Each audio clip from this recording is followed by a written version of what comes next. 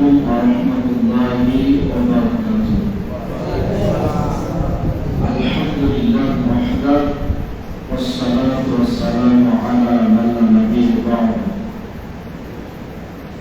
أعوذ بالله من الشيطان الرجيم. بسم الله الرحمن الرحيم.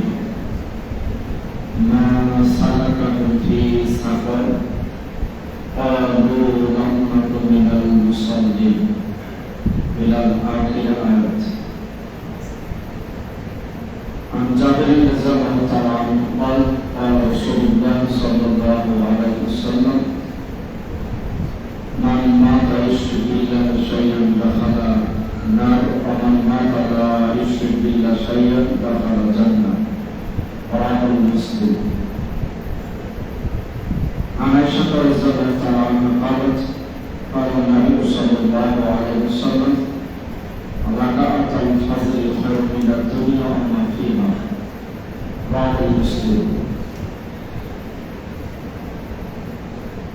প্রশংসা শুকরিয়া আল্লাহ সুবহানাহু ওয়া তাআলার জন্য যিনি আমাদেরকে মাগরিবের সালাত জামাতের সঙ্গে আদায় করার পর পৃথিবীর সবচেয়ে শ্রেষ্ঠ উত্তম দামি জায়গা, গুরুত্বপূর্ণ জায়গা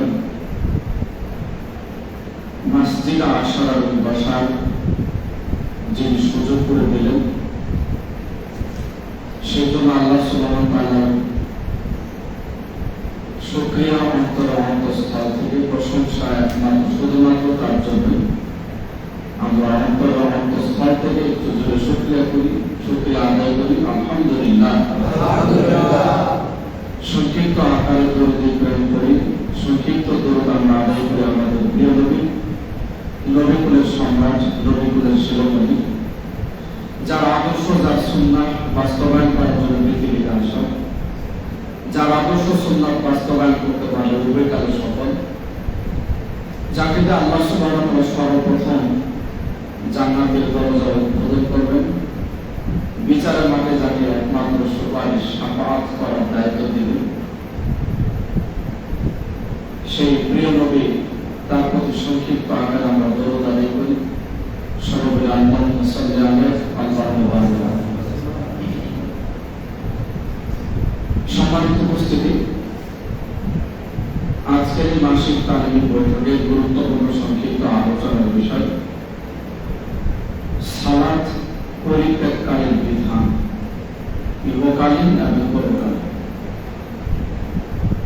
এরপরে পবিত্র কোরআন এবং সহিহ হাদিস থেকে গুরুত্বপূর্ণ তথ্যবহ কিছু আলোচনা তুলে ধরার চেষ্টা করবে ইনশাআল্লাহ। তো আমরা যারা এখন উপস্থিত হয়েছি, নারী পুরুষ, এখনো যারা আসেনি, তো আমরা যারা আসছি, আল্লাহ সুবহানাহু ওয়া তাআলা আমাদেরকে কবুল করেছেন আজকের এই মাসিক তালিমি বৈঠকে। তো আল্লাহ সুবহানাহু ওয়া তাআলা আমাদেরকে প্রত্যেকে যারা উপস্থিত হয়েছে জাযায়ে খায়র দান করুক। আল্লাহুম্মা আমিন। সম্মানিত উপস্থিতি, আসলে মাসিক তালিমি বৈঠকে এত গুরুত্ব, সাপ্তাহিক দাস,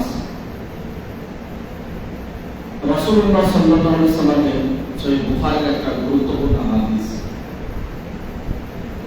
মানুষ বোঝে না, বোঝার চেষ্টা করে না, যার ফলে অধিকাংশ মানুষ হাট বাজারে, চার দোকানে, টিভির সামনে শত শত মানুষ,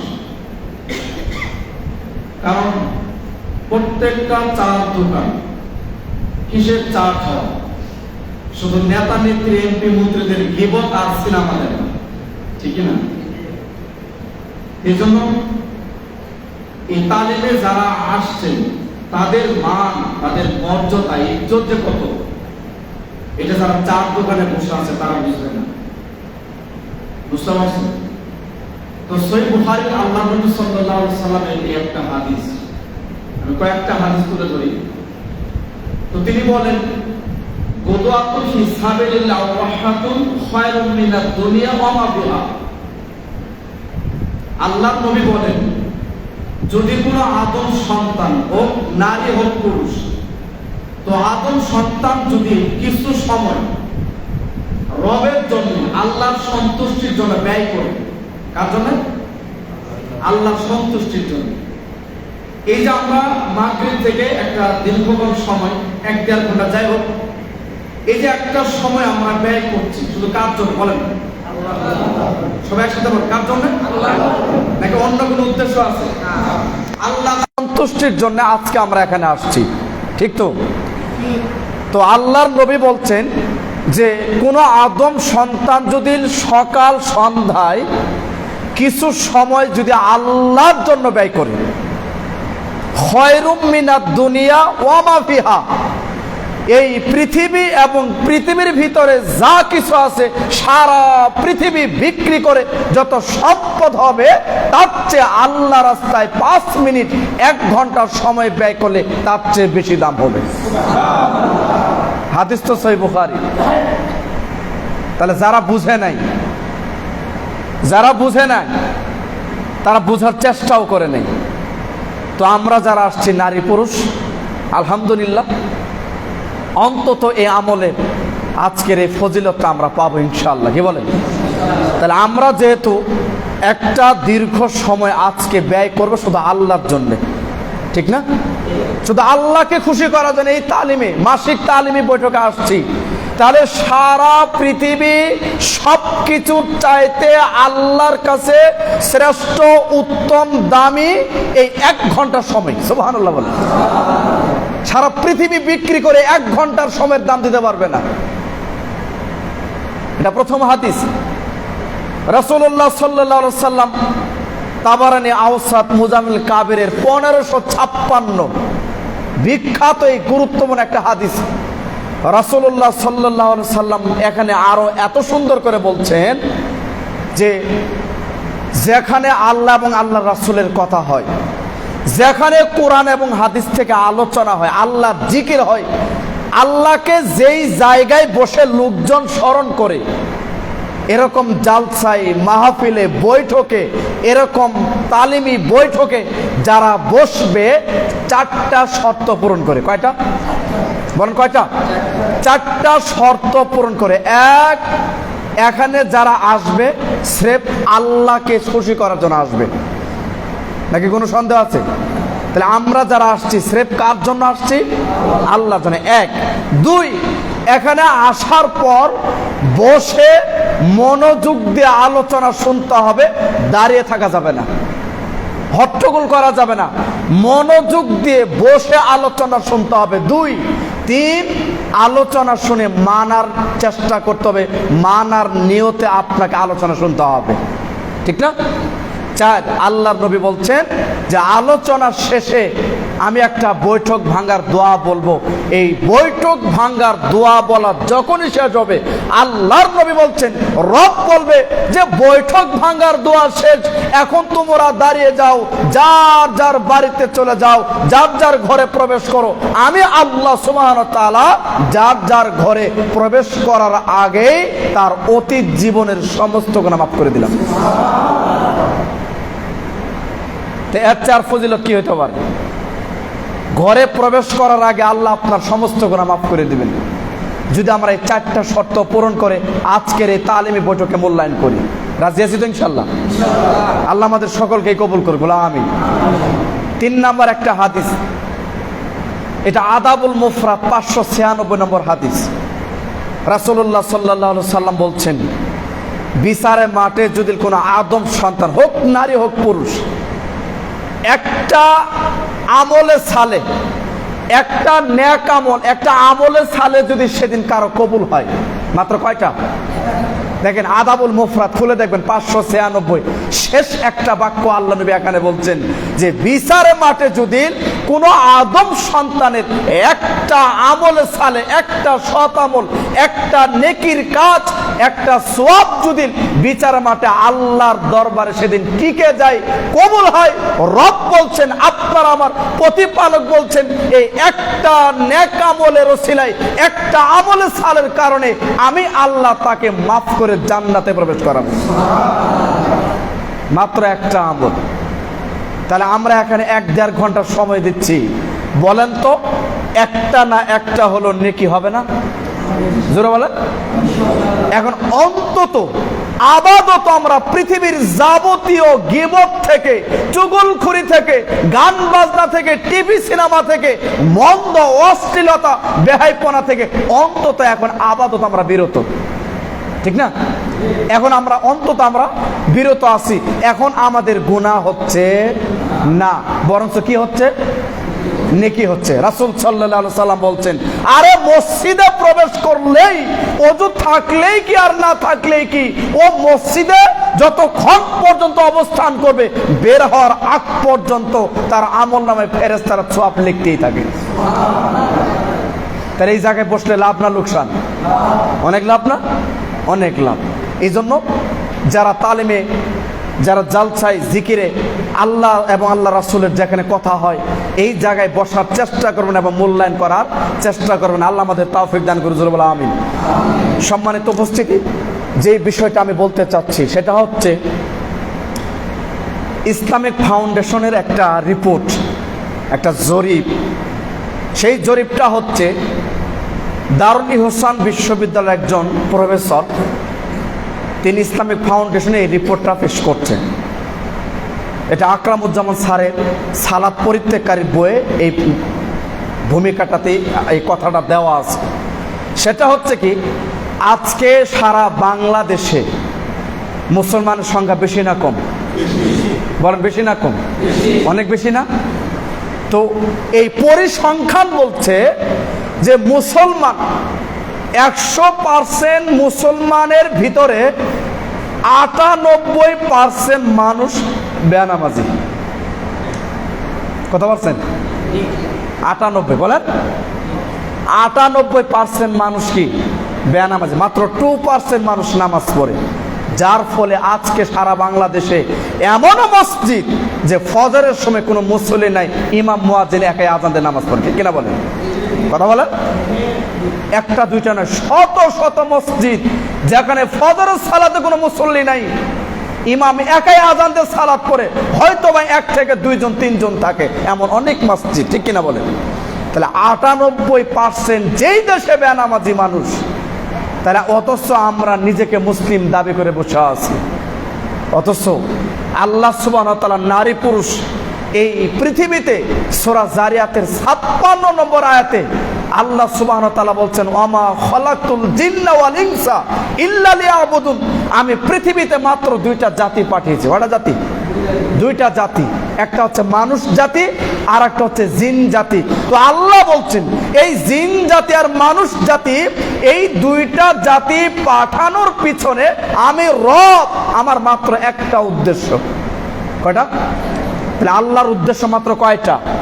একটা। আল্লাহ বলছেন লিয়াবুদুন, তারা শুধু আমার দাসত্ব, গোলামি, বন্দেগি, আনুগত্য, আমার ইবাদত করবে। এই জন্য আমি জিন আর ইনসানকে দুনিয়াতে পাঠিয়েছি। সুবহানাল্লাহ বলেন।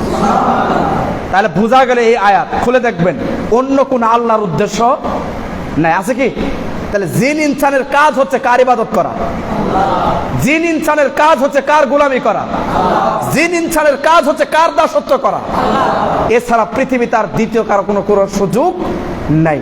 তাহলে আল্লাহ এখানে ইবাদতের জন্য পাঠাচ্ছেন, ইবাদতের জন্য তৈরি করছেন জিন ইনসানকে, অথচ আমরা দেখতে পাচ্ছি তার বিপরীত, ঠিক না? আর এই জিন ইনসান, এই আদম সন্তান এত বড় নিমুখ হারাম, এই আদম সন্তান এত বেঈমান যে আল্লাহ সুবহানাহু ওয়া তাআলাকে 5 পয়সা দাম দিচ্ছে না, দাম দিচ্ছে না। অথচ আল্লাহ সুবহানাহু ওয়া তাআলা ইবাদতের জন্য পাঠিয়েছেন। কারণ এই পৃথিবী থেকে আপনাকে আমাকে মাত্র একটা সম্বল, পুঁজি, মেন হাতিয়ার যেটা আপনাকে আমাকে সংগ্রহ করে নিয়ে যেতে হবে, সেটা হচ্ছে আপনার আমার ব্যক্তিগত আমল, ঠিক না? যেমন সহিহ বুখারীতে আসছে, আনাস রাদিয়াল্লাহু তাআলা আনহু বলেন, রাসূল সাল্লাল্লাহু আলাইহি সাল্লাম বলছেন যে যখন মানুষ মারা যায়, আপনি আমি যখন মারা যাব, নবী বলছেন প্রত্যেকটা মৃত ব্যক্তির সাথে, লাশের সাথে কবর পর্যন্ত 3টা জিনিস যায়। সহিহ বুখারীর হাদিস। কয়টা জিনিস? 3টা জিনিস যায়। এক, তার আত্মীয় স্বজন লাশের পিছনে পিছনে যায়, ঠিক কিনা বলেন? 2, তার সম্পদ, কবর পর্যন্ত যায় দা, বটি, কোদাল, বদনা, বালতি, পানি আরো যা রেখে গেল, ঠিক না? 3, তার ব্যক্তিগত নিজস্ব আমল। বুঝতে পারছেন কি? তা আল্লাহর নবী বলছেন প্রত্যেকটা মানুষ মারা যাওয়ার সাথে সাথে এই লাশের সাথে কবর পর্যন্ত, কোন পর্যন্ত? কবর পর্যন্ত 3টা জিনিস গেল। আত্মীয় স্বজন যাবে, ধন সম্পদ যাবে, এরপরে আপনার ব্যক্তিগত আমল যাবে। আল্লাহর নবী বলছেন 2টা ব্যাক করে ফিরে আসবে, চলে আসবে, থেকে যাবে। একটা শুধু এই লাশের সাথে কবরে থেকে যাবে, তার নাম হচ্ছে কি? বুঝতে পারছেন কি? বলেন, তার নাম কি? তাহলে হাদিস সহিহ বুখারীর কি বুঝলেন? এই হাদিসই একমাত্র দলিল প্রমাণ যে আপনার আমার সাথে আল্লাহর নবী বলছে একটা জিনিস শুধু কবরে থেকে যাবে, তার সাথে রয়ে যাবে, সেটা হচ্ছে তার ব্যক্তিগত কর্ম আমল, ঠিক কিনা? আত্মীয় স্বজন কবরে লাশের সাথে যাবে কি? কোনোদিন রেকর্ড আছে কিয়ামত পর্যন্ত যাবে না? কোন সম্পদ যাবে কি? বরং যাবে না। আল্লাহ নবী সাহাবীদের ভরা মজলিসে বলছেন, সঙ্গী সাথীরা তোমরা কি বলতে পারো যখন মানুষটা মারা যাচ্ছে কিছুক্ষণ পরে লোকটা মারা যাবে, এই মারা যাওয়ার আগ মুহূর্তে বলো তো কার কথা স্মরণ করে, সে কাকে আগে মনে করে জানো কি? সাহাবেরা বলছে আল্লাহ নবী তার মা, তার বাবা, তার স্ত্রী, ছেলে মেয়ের কথা মনে করবে। আল্লাহর নবী বলছেন জি না, সে তার ছেলে মেয়ের কথা মনে করে না, বাবা মার কথা মনে করে না, আত্মীয় স্বজনের কথা মনে করে না। এই লোকটা সর্বপ্রথম যার কথা উচ্চারণ করে মনে করে সেটা হচ্ছে তার সম্পদ। বলেন কি? সম্পদ। কেন? সাহাবারা বলছে আল্লাহ নবী কেন? এই লোকটা তো এখন মারা যাবে, কিছুক্ষণ পরে মারা যাবে, তো ওর আবার সম্পদের কথা মনে হয় কেন? আল্লাহর নবী বলছে সাহাবীরা এই জন্য সম্পদের কথা মনে করে যে আমি তো এখন মারা যাব, আমার লক্ষ কোটি বিলিয়ন ট্রিলিয়ন সম্পদ, এগুলো আমার সম্পত্তি থেকে যাবে, সরিষা পরিমাণ এখন আর আমার সাথে যাচ্ছে না। বুঝতে পারছেন কি? এখন আর কোনো সম্পদ আমার সাথে যাবে না, আমি চলে যাচ্ছি, আমি চলে যাব, কিন্তু আমার সম্পত্তি থেকে যাবে, ঠিক কিনা বলেন? এখন সম্পদ আমাকে আর কাজে দিবে না। তাই সৌদি আরবের একজন সালাফ বলছেন, একজনের লোকের হাতে একটা জিনিস দেখতে পাচ্ছেন, একটা জিনিস দেখার পরে বলছেন, আরে যুবক তোমার হাতে এটা কার? যেটা আমার। কি বলছেন? বলেন যে এই জিনিসটা কি? যে আমার। তখন সালাফ বলছেন যে এই জিনিসটা তোমার নয়, তখনই তোমার ওই জিনিসটা যখন তুমি নেকির কাজে আল্লাহর সন্তুষ্টির জন্য যখন ব্যয় করবা তখন হবে তোমার। সুবহানাল্লাহ বলবেন না? তখন জিনিসটা কার? তোমার। এর আগে জিনিসটা তোমার নয়। দেখেন কত জ্ঞানী কথা। সালাফ বলছেন ওই জিনিসটা ততক্ষণ পর্যন্ত তোমার নয় যতক্ষণ পর্যন্ত তুমি আল্লাহর সন্তুষ্টির জন্য নেকির কাজে না ব্যয় করবা। কারণ আমি দুনিয়া থেকে যা রেখে যাব, যা করে যাব, যেই দান সাদাকা করে যাব, আর যেই কর্মটা নিয়ে যাব, এটাই শুধু আমার, ঠিক কিনা বলেন? এছাড়া যা আছে সবই পর, এছাড়া যা আছে সবই দূরে চলে যাবে, কেউ আপনার সাথে যাবে না। তাহলে হাদিস থেকে আমরা যেটা জানলাম, তাহলে আপনার আমার সাথে কবরে একটা জিনিস থেকে যাবে, তার নাম কি? নিজস্ব আমল। আপনি যা করছেন তাই, বাস। আরবি প্রবাদ কামা তাদিনু তুদানু, যেমন কর্ম তেমন ফল, ঠিক কিনা? যেমন কর্ম তেমন ফল, যা করবেন বাস এইটুকুর আপনি ফল পাবেন, এর বেশি পাবেন না। আবার আপনি যেটুক করছেন ওইটুকুরই শাস্তি পাবেন, আল্লাহ এর বেশি শাস্তি দিবেন না। কারণ আল্লাহ বলছে আমি কার উপরে জুলুম নির্যাতন করি না। কথা বুঝতে পারছেন? তোমার যা প্রাপ্য আমি আল্লাহ তাই দিব। অত বিষয়গুলো খেয়াল রাখবেন। এরপরে দেখেন রাসূল সাল্লাল্লাহু আলাইহি সাল্লাম আমলের আর একটা হাদিস সাহাবীদেরকে বলছেন, সঙ্গী সাথীরা তোমরা যে বলো ওটা আমার, সেটা আমার, অমক আমার, তমক আমার, এই গাড়ি এই বাড়ি অমক জায়গায় ইত্যাদি এলা আমার, বলো তো আমার আমার বলে কিছু আছে? বলেন আমার আমার বলে কিছু আছে? তো সাহাবেরা বলছে আমার আমার বলে কিছু নাই। আল্লাহর নবী বলছে আমার আমার বলে মাত্র 3টা জিনিস। কয়টা জিনিস? মুখস্থ করে। আমার বলে কয়টা জিনিস? 3টা। এক, আমি যা খাইলাম আমার দেহের জন্য এটা আমার। কোন পর্যন্ত? যতক্ষণ পর্যন্ত পেশাব পায়খানার মাধ্যমে বের না হচ্ছে, এতক্ষণ পর্যন্ত কার? কারণ আমি আমার দেহের জন্য খাচ্ছি। কথা বলে ঠিক কিনা? তো নবী বলছেন যখন পেশাব পায়খানার মাধ্যমে এই খাবার শেষ হয়ে যায় তখন আর আমার থাকে না, ঠিক না? দুই, আমি যেই কাপড় চোপড় ব্যবহার করি, পোশাক পরিধান করি, আমার ইজ্জত লজ্জাস্থান ঢাকার জন্য, এটা আমার কোন পর্যন্ত? যতক্ষণ পর্যন্ত জীর্ণ শীর্ণ পুরাতন না হচ্ছে, ছিঁড়ে না যাচ্ছে, এতক্ষণ পর্যন্ত আমার। নবী বলছেন যখন পুরাতন হয়ে জীর্ণ শীর্ণ হয়ে যখন এই পোশাক শেষ হয়ে যায় তখন এই পোশাক আর আমার নাই। বুঝতে পারছেন কি? আর 3 নম্বর আল্লাহ নবী বলছেন আমি দুনিয়া থেকে যা দান করে গেলাম আর যেই কর্ম আমলটা নিয়ে গেলাম এটা হচ্ছে আমার। সুবহানাল্লাহ বলেন। তাহলে আমি যা করলাম এটি কার? এটি আমার। তাহলে বোঝা গেল আপনি দুনিয়াতে দেহে শ্বাস থাকা অবস্থায় যা দান করছেন এটা কার? আপনি আমার জন্য না, আপনি আপনার জন্য দান করছেন, ঠিক কিনা? তাহলে আপনি যে কর্ম আমল করে গেছেন ঠিক ওটা আপনার জন্যই করছেন, তাহলে এই আমলটাই হচ্ছে আমার। সুবহানাল্লাহ। আর এছাড়া যা আছে সবই পর, কোনোটাই আপনার আমার হবে না। অতএব আল্লাহ আমাদের বিষয়গুলো বোঝার তৌফিক দান করে, জোরে বলো আমিন। আর এই আমলের জগতে বিখ্যাত শ্রেষ্ঠ ব্যতিক্রমী ইবাদত, তার নাম কি বলেন? সালাত। একটা ছোট্ট উদাহরণ দেই, দেখেন আমল কি জিনিস আর হিসাব কি জিনিস। রাসূলুল্লাহ সাল্লাল্লাহু আলাইহি সাল্লামের 4টা মেয়ে, ঠিক না? কটা মেয়ে? 4টা মেয়ে। বড় মেয়ে রুকাইয়া, জয়নব, উম্মে কুলসুম, ফাতেমা রাদিয়াল্লাহু তাআলা আনহা। তাহলে আমাদের নবীর 4টা মেয়ে, 3 জন ছেলে, কতজন হলো? 7 জন। তো 3টা ছেলে বাল্য অবস্থায় দুনিয়া থেকে চলে গেছে, 4টা মেয়ে বেঁচে ছিলেন। তো এই 4 জন মেয়ের ভিতর আমাদের নবী সবচেয়ে বেশি কাকে মহব্বত করতেন? কাকে বেশি আদর করতেন? ফাতেমা রাদিয়াল্লাহু তাআলা আনহাকে। তো একদিন ফাতেমা রাদিয়াল্লাহু তাআলা আনহাকে ডাক দিয়ে বলছেন, শোনো ফাতেমা, আমি মুহাম্মদ যতদিন বেঁচে আছি, ফাতেমা তোমার যা যা চেয়ে নেওয়া দরকার, যা যা প্রয়োজন চাওয়ার, তুমি ফাতেমা আমার কাছ থেকে চেয়ে নাও, আমি মুহাম্মদ যতদিন আছি। সুবহানাল্লাহ বলেন। কিন্তু আমি মুহাম্মদ মারা যাওয়ার পরে কারোর জন্য কবরে সুপারিশ করতে পারবো না, কারোর জন্য কবর আমি রক্ষা করতে পারবো না। কারণ যার যার আমল দিয়ে কবরে রক্ষা পেতে হবে। শোনো ফাতেমা, তুমি যে মুহাম্মদের বেটি, তুমি যে মুহাম্মদের মেয়ে, তুমি যে মুহাম্মদের কন্যা, এই কথা বললেই যে কবর তোমাকে ছেড়ে দিবে, হিসাব চাইবে না, এমন চিন্তা মাথায় রাখা যাবে না। কারণ কবর কাউকে চিনে না, কে নবীর মেয়ে আর কে নবীর স্ত্রী।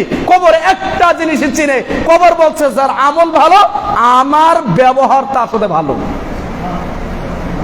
কথা বুঝতে পারছেন? কবর কাউকে চেনে না। তাহলে আল্লাহর নবী তার মেয়েকে বলছেন, অথচ ফাতেমা রাদিয়াল্লাহু তাআলা আনহা হচ্ছেন সমস্ত জান্নাতি নারীদের লিডার। সুবহানাল্লাহ বলেন। হাসান হুসাইনের মা, হাসান হুসাইনকে পৃথিবীর সমস্ত যুবকদের জান্নাতের যারা ক্যাপ্টেন লিডার হবে তাদের মা হচ্ছে কে? ফাতেমা। আল্লাহর একজন সিংহ আসাদুল্লাহ আলী রাদিয়াল্লাহু তাআলা আনহু তার স্ত্রী। সুবহানাল্লাহ বলবেন না? তার এতগুলো দাম, পাওয়ার, গুণ, মর্যাদা থাকার পরও আল্লাহর নবী বলছেন, শোনো ফাতেমা, তোমার আমল দিয়ে তোমাকে কবরে রক্ষা পেতে হবে, আমল ছাড়া কবর কাউকে চিনে না। কে নবীর মেয়ে, কে নবীর স্ত্রী, কে নবীর সন্তান, এটা কবর চিনবে না। কবর একটা জিনিস চিনে, যার আমল ভালো তার সাথে কবরের ব্যবহার ভালো, যার আমল খারাপ কবর বলছে তার সাথে আমার ব্যবহার হবে খারাপ। অতএব এই ভূমিকাতে আপনাদের সামনে 5-6টা যে হাদিস আমি তুলে ধরার চেষ্টা করলাম, তাহলে এখন আপনারা আমার সাথে একসঙ্গে বলেন তো, আপনি আমি মারা যাওয়ার পর আপনার আমার এখন মেন সম্বল হাতিয়ারটা কি? জোরে বলেন। আমল। এটা আপনার নিজস্ব, আপনার স্ত্রী আপনাকে দিবে না, আপনার আমল স্ত্রীকে আপনি দিবেন না, কারণ যাই যেখানে করলে এইটুকুই পাবেন। তাহলে এই আমলের জগতে, ইবাদতের জগতে পৃথিবীতে যত ইবাদত আছে, ব্যতিক্রম, শ্রেষ্ঠ, আলাদা, দামি, পাওয়ারফুল, সম্মান সূচক যে ইবাদত, সেটা হচ্ছে সালাত। বলো সেটার নাম কি? সালাত। সবাই একসাথে বলো, নাম কি? সালাত। কত পার্সেন্ট মানুষ বাংলাদেশে বেনামাজি? 98। মাত্র কয় পার্সেন্ট মানুষ নামাজ পড়ে? 2%। নামাজের ফজিলতের ওয়াজ করবো না, কারণ ফজিলতের ওয়াজ বলতে বলতে হুজুররা আজকে মানুষকে বেনামাজি বানিয়ে ফেলছে। আমি যেই বই থেকে কথাগুলো বলছি, এটা সৌদি আরবের বিখ্যাত একজন শায়েখ, ফকিহ শায়েখ সালেহ আল উসাইমিন রাহেমাহুল্লাহ, তার বই তারক হুকুম সালাত, সালাত তরককারীর হুকুম। এই বইটা বাংলা অনুবাদ করছে আমাদের দেশে বিখ্যাত একজন আলেম আকরামুজ্জামান স্যার। বুঝতে পারছেন কি? এই বই থেকে আমি উদ্ধৃতি দিচ্ছি, কারণ উনি বলছেন যে আজকে নামাজের ফজিলত সম্পর্কে ইমাম সাহেবরা বলতে বলতে বলতে বলতে মানুষকে বেনামাজি বানিয়ে ফেলছে। মানুষ বেনামাজি হয়ে গেছে, কারণ ফজিলের কথা শুনলে মানুষ খুশি, ঠিক কিনা? আর সালাত ত্যাগ করলে কি ক্ষতি, এই ওয়াজ যদি সিংহের গর্জনের মতে সারা বাংলাদেশে প্রত্যেকটা মিম্বর থেকে ইমামগণ বলতেন, তাহলে একজনও বেনামাজি থাকতো না। কথা বলা ঠিক কিনা? কেউ থাকতো না। এটাই শায়েখ সালেহ আল উসাইমিন রাহিমাহুল্লাহ বলছেন। কারণ বেনামাজি সরাসরি কাফের, এতে কোনো সন্দেহ, বলেন এতে কোনো সন্দেহ? এখন সমস্ত আলেমের ফতোয়া, বেনামাজিরা কি? যারা ইচ্ছা করে একবারে সালাত পড়ে না, ও জানে বুঝে সালাত পড়ে না, সে কি? একদম কাফের, কোনো সন্দেহ নেই। এই জন্য আমি আপনাকে সালাত সম্পর্কে যারা পরিত্যাগ করে এদের কয়েকটা হাদিস আপনার সামনে তুলে ধরি।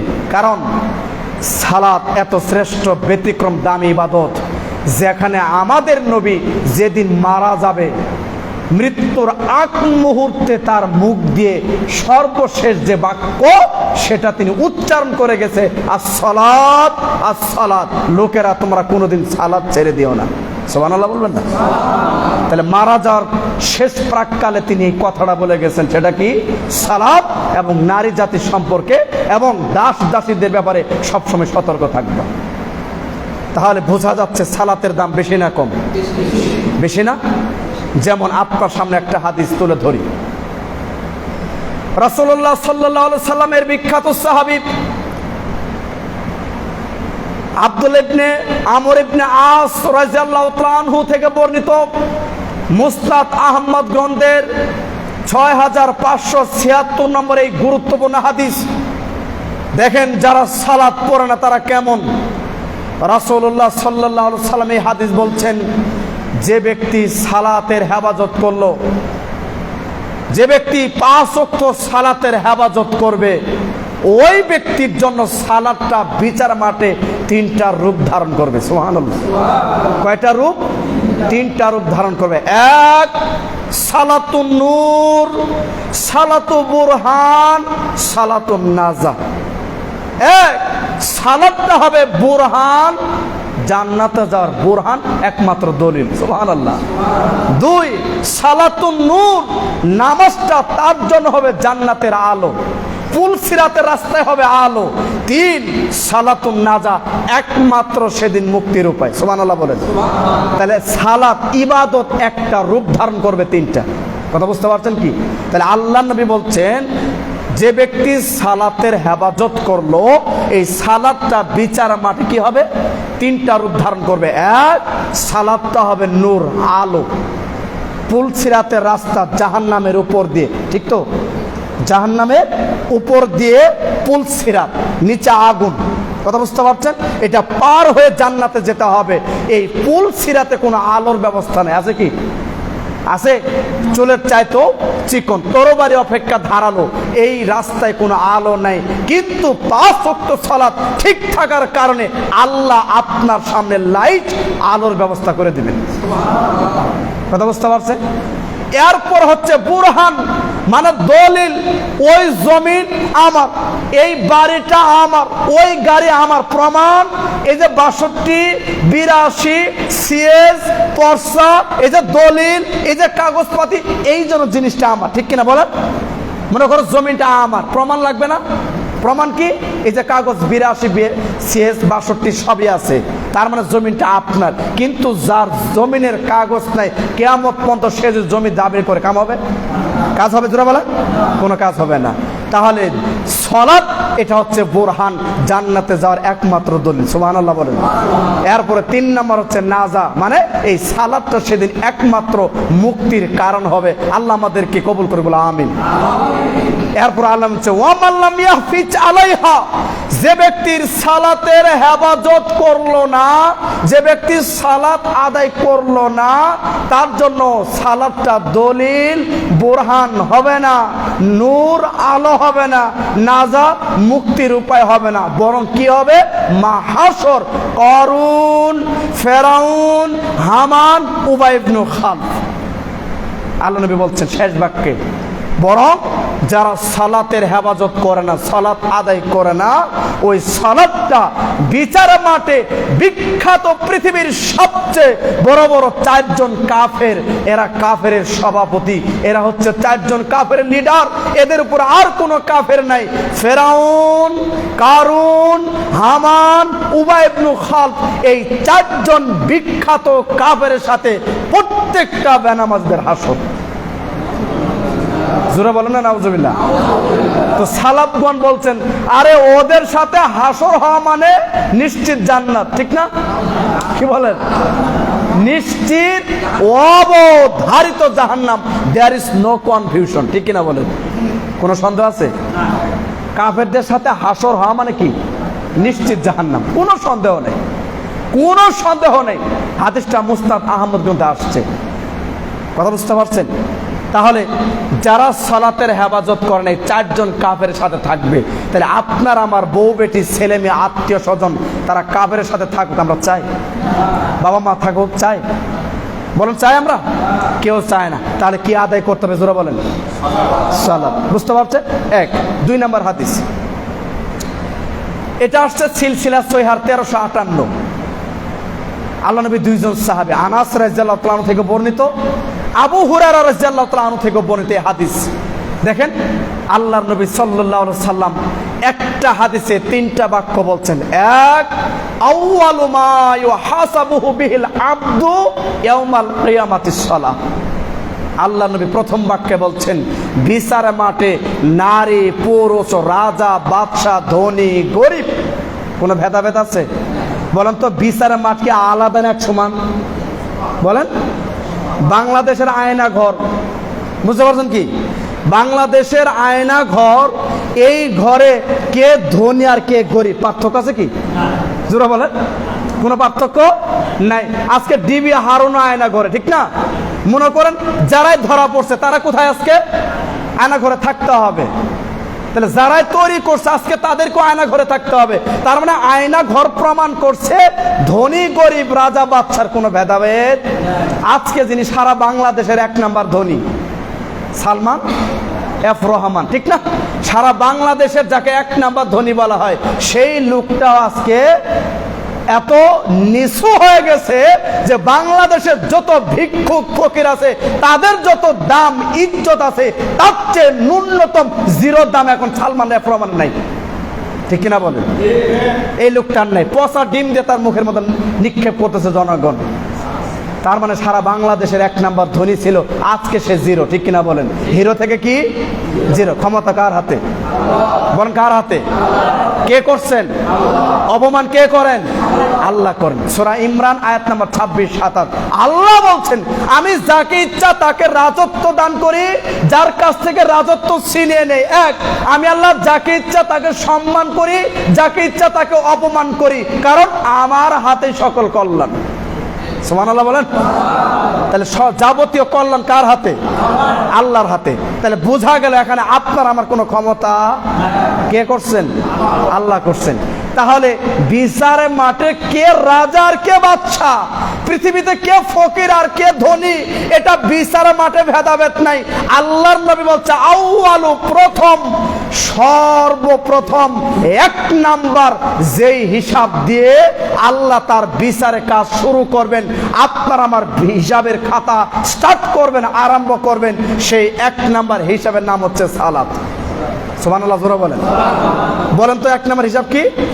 সালাত। কে বলছে? মুহাম্মদ সাল্লাল্লাহু আলাইহি ওয়াসাল্লাম। আবু দাউদ, তিরমিজি, নাসাই, ইবনে মাজাহ, মুয়াত্তা, এটা সিলসিলা সহিহ 1358, অনেক হাদিস। এটা প্রথম বাক্য। তাহলে বলেন, তাহলে বিচার মাঠে আপনার আমার প্রথম হিসাব শুরু হবে কি দিয়ে? সালাত দিয়ে। 1 2 ফাইন সলুহা সলুহাল্লাহু সাইরু আমালি। নবী বলছেন যে ব্যক্তি বিচারের মাঠে 5 ওয়াক্ত ফরজ সালাত ঠিক, তার পৃথিবীর যত আমল আছে সবই সঠিক। বুঝতে পারছেন কি? তাহলে পৃথিবীর যা আমল আছে সবই ঠিক। তো একজন সাহাবী বলছে, আল্লাহ নবী আরো তো অন্যান্য আমল আছে, ওগুলা যদি ত্রুটি বিচ্যুতি থাকে, ভুল ভ্রান্তি থাকে, তাহলে কি হবে?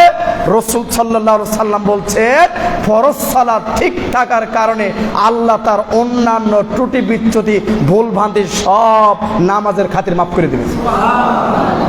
সব কি মাফ। ত্রুটি বিচ্যুতি থাকতে পারে, মানুষ দেহে যতদিন নিঃশ্বাস শ্বাস থাকবে ত্রুটি বিচ্যুতি ভুল ভ্রান্তি গুনাহ হবে, মারা যাওয়ার পর আর কিছুই হবে না, ঠিক কিনা বলেন? এই জন্য বেঁচে থাকলে হবে। এটা আল্লাহ নবী দ্বিতীয় বাক্যে বলছেন। 3 ফাইন ফাসাদাত ফাসাদাল্লাহু সাইরু আমালি। যে ব্যক্তি বিচার মাঠে 5 ওয়াক্ত ফরজ সালাত বেঠিক, কি নাই? সালাত নাই, বেঠিক, কবুল হয় না, টিকে নাই, আল্লাহর নবী বলছে ফাসাদাত মানে কি? তার অন্যান্য আসমান জমিন ভর্তি পৃথিবীর যত আমল আছে এগুলো সব বাতিল। জোরে বলেন, বলেন নাউজুবিল্লাহ। তাহলে একটা হাদিস 3টা বাক্য শিখলেন। কে বলছেন? মুহাম্মদ সাল্লাল্লাহু আলাইহি সাল্লাম। আবার বুঝেন, 1 বিচার মাঠে 1 নম্বর হিসাব কি? আপনার আমার পৃথিবীতে যত আদম সন্তান আছে, যত মুসলমান আছে, যাদের উপর আল্লাহ ফরজ সালাতকে ফরজ করছেন, এদের বিচার মাঠে হিসাব কি? হয়তো দুনিয়াতে কোটিপতি, কিন্তু বিচার মাঠে 1 সমান।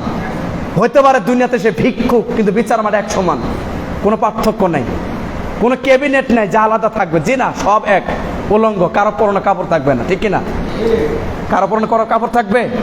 ইব্রাহিম আলাইহিস সালাম আর আমাদের নবী তাদের পরনে থাকবে, কারণ ইব্রাহিম আলাইহিস সালামের মান মর্যাদা আর আমাদের নবীর মান মর্যাদা অন্যান্য নবীদের চাইতে বেশি, অনেক গুণ, ঠিক কিনা বলেন? অনেক গুণ। কথা বুঝতে পারছেন? কারণ আল্লাহর নবী যখন বলছেন বৈঠকে যে জান্নাতের 8টা দরজা থেকে ডাকা হবে, এমন একজন তোমাদের মধ্যে আছে। তো সাহাবেরা মনে করছে সেটা তো আপনি হবেন। তা আল্লাহ নবী বলছে সেটা আমি না। আরে আমাকে দিয়ে তো জান্নাত উদ্বোধন। সুবহানাল্লাহ বলেন। কারণ আমি মুহাম্মদ, আমাকে দিয়ে আল্লাহ জান্নাত উদ্বোধন করবেন সর্বপ্রথম, কারণ আমি সর্বপ্রথম ব্যক্তি জান্নাতে প্রবেশকারী। সুবহানাল্লাহ। আর আমার শ্বশুর ইসলামের প্রথম খলিফা, আমার সবচেয়ে ক্লোজ ফ্রেন্ড এবং আমার শ্বশুর ইসলামের প্রথম খলিফা আবু বকর সিদ্দিক রাদিয়াল্লাহু তাআলাকে জান্নাতের 8টা দরজা থেকে সেদিন ডাকা হবে। তাহলে চিন্তা করে, তাহলে কত মান মর্যাদা।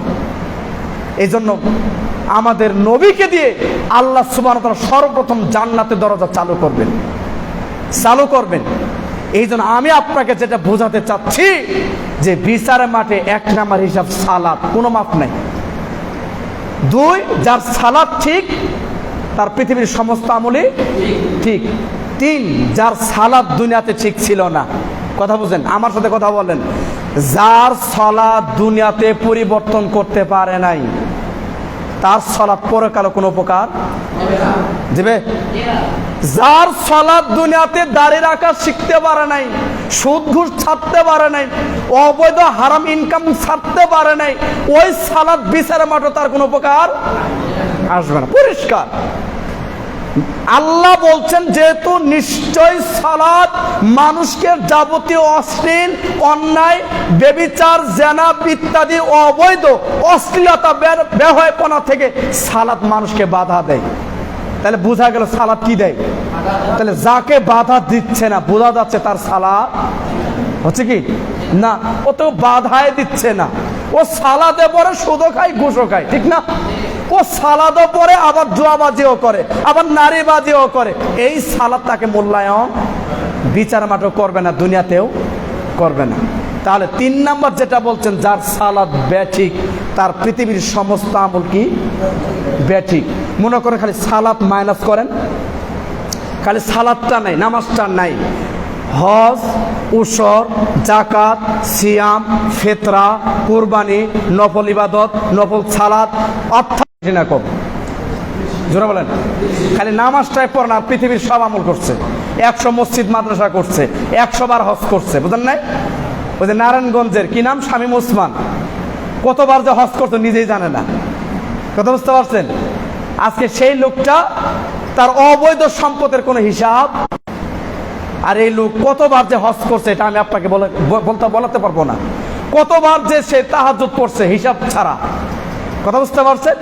কিন্তু সে 5 ওয়াক্ত সালাত কি পড়ছে? জোরে বলেন। হজ টাকা হলে করা যায়, ঠিক কিনা?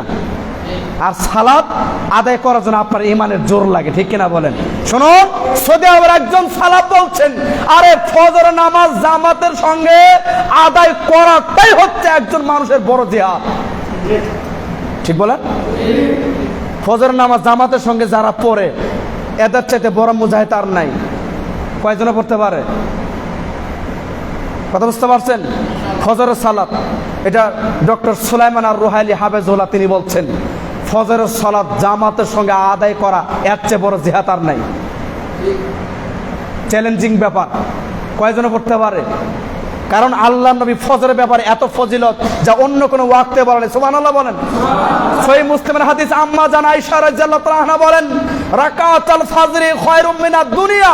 যে ব্যক্তি ফজরের 2 রাকাত সুন্নাত সালাত আদায় করবে, আমাদের নবী পরের 2 রাকাত ফরজ, এর কোনো সওয়াব নেকির কথা কয় নাই, বলে নাই, শুধু সুন্নত 2 রাকাত সওয়াব বলছেন, ফজিলত বলছেন।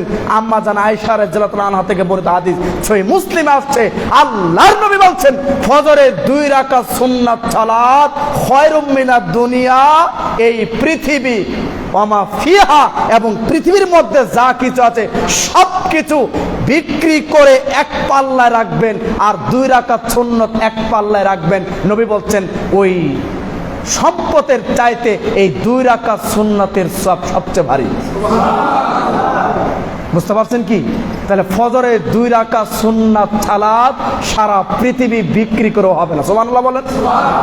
নবী বল শুধু এক কথা তো বলেন, খায়রুম মিনাদ দুনিয়া ওয়া মা ফিহা, পৃথিবী এবং পৃথিবীর ভিতরে যা কিছু আছে সবকিছু চাইতে শ্রেষ্ঠ দামি হচ্ছে ফজরে 2 রাকাত সুন্নাত।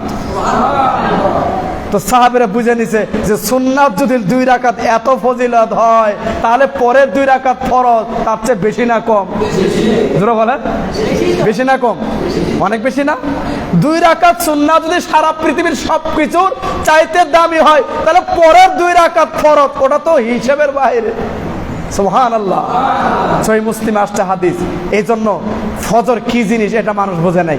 সহিহ মুসলিমে আরেকটা হাদিস আল্লাহ নবী বলছেন, মান সাল্লাহ সুবহা, যে ব্যক্তি ফজরের সালাত আদায় করলো, বুঝেন, আবার বুঝেন, মান সাল্লাহ সুবহা, যে ব্যক্তি ফজরের সালাত আদায় করলো জামাতের সঙ্গে, আল্লাহর নবী বলছেন ফাওহা ফি জিম্মাতিল্লাহ, সে সারা দিন ওই বান্দা এবং বান্দি যারাই ফজরের সালাত আদায় করলো, আল্লাহ বলছেন সারা দিন সে আমার জিম্মায় রয়ে গেল। আমি আল্লাহ নিজে তার দায়িত্ব নিলাম। সুবহানাল্লাহ বলেন। এটা সহিহ মুসলিম। যে ব্যক্তি ফজর দিয়ে তার দিন শুরু করলো, কি দিয়ে? কারণ 5 ওয়াক্ত সালাতের দিন শুরু হয় কোন ওয়াক্ত দিয়ে? ফজর না? ফজর দিয়ে শুরু। ফজর, জোহর, আসর, মাগরিব, এশা গিয়ে শেষ। তাহলে যে ব্যক্তি ফজর দিয়ে 5 ওয়াক্ত সালাতের দরজা স্টার্ট করলো, আরম্ভ করলো, দিন শুরু করলো, আল্লাহ বলছেন আমি সারা দিন তার জিম্মাদারি দায়িত্ব আমি আল্লাহ নিজে বহন করব। তাহলে যদি আপনার মরণ হয় সেই দিন, আমি বোঝাতে পারিনি, যদি আপনার সেদিন মরণ হয় তাহলে কার জিম্মায় মারা গেলেন? সুবহানাল্লাহ বলবেন না? তাহলে আল্লাহর দায়িত্বে জিম্মা থাকা অবস্থায় আপনার মরণ হয়েছে, তাহলে জান্নাতি না জাহান্নামী?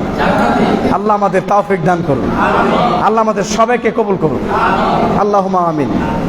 আসেন এরপরে 3য় নাম্বার যে হাদিস, রাসূলুল্লাহ সাল্লাল্লাহু আলাইহি সাল্লামের, এটা আরেকজন সাহাবী আবু হুরায়রা রাদিয়াল্লাহু তাআলা আনহু তিনি বলেন, এটা সহিহ মুসলিমের ঈমান অধ্যায় 15 নম্বর হাদিস। দেখেন, আল্লাহর নবীর কাছে আবু হুরায়রা রাদিয়াল্লাহু আনহু দাঁড়িয়ে আছেন। হঠাৎ করে গ্রামের একজন বেদুইন লোক, আরবের একজন বেদুইন লোক, গ্রামের সহজ সরল মানুষ, কৃষিকাজ নিয়ে ব্যস্ত যারা, খেটে খাওয়া মানুষ, আরবের একজন বেদুইন লোক আল্লাহর নবীর কাছে আসলেন। এসে বলছেন, আল্লাহ নবী আপনি আমাকে কিছু আমল যদি বলতেন, আদেশ করতেন, নির্দেশ দিতেন, তাহলে আমি আমল করতাম, কারণ আমি যাতে জান্নাতে যেতে পারি এমন কিছু আমল বলেন। সুবহানাল্লাহ বলেন। গ্রামের সহজ সরল বেদুইন মানুষ বলছে, আল্লাহ নবী এমন কিছু আমল আমাকে শিখিয়ে দেন যে আমল করলে আমি যাতে জান্নাতে যেতে পারি। বুঝতে পারছেন কি? আমাদের জান্নাতে যাওয়ার আশা আছে না? নাকি বরং সবার আছে না? সবারই তো জান্নাতে যাওয়ার আশা আছে। তো তাহলে বেদিন লোকও জান্নাতে যাওয়ার আশা। আল্লাহ নবী তাকে সিরিয়ালে 5টা বাক্য বলছে। এক, আমানতু বিল্লাহ, তুমি ঈমান আনবা শুধু আল্লাহর উপর, বাস, আর কার উপর না। তাহলে ঈমান আনবেন কার উপর? কবরের উপর, কোন মাজারের উপর, কোন পীর সাহেবের উপর? তাহলে ঈমান আনবা শুধু কার উপর? আল্লাহর উপর, বাস। 2, কোনদিন ফরজ সালাত ছাড়বা না। 3, কোনদিন আল্লাহর সাথে শিরক করবা না। 4, রমজান মাসের সিয়াম রাখিও। 5, যদি কখনো তোমার সামর্থ্য হয় তাহলে তুমি যাকাত দিও। বুঝতে পারছেন কি? বলেন কাজ, এই 5টা কথা কি কঠিন? সহজ না? দেখেন হাদিসটা আশ্চর্য, ভালো লাগবে। ঈমান অধ্যায় সহিহ মুসলিমের 15 নম্বর হাদিস খুঁজবেন। আল্লাহর নবী এইভাবে বলছেন, 5টা কথা তাকে বলছেন।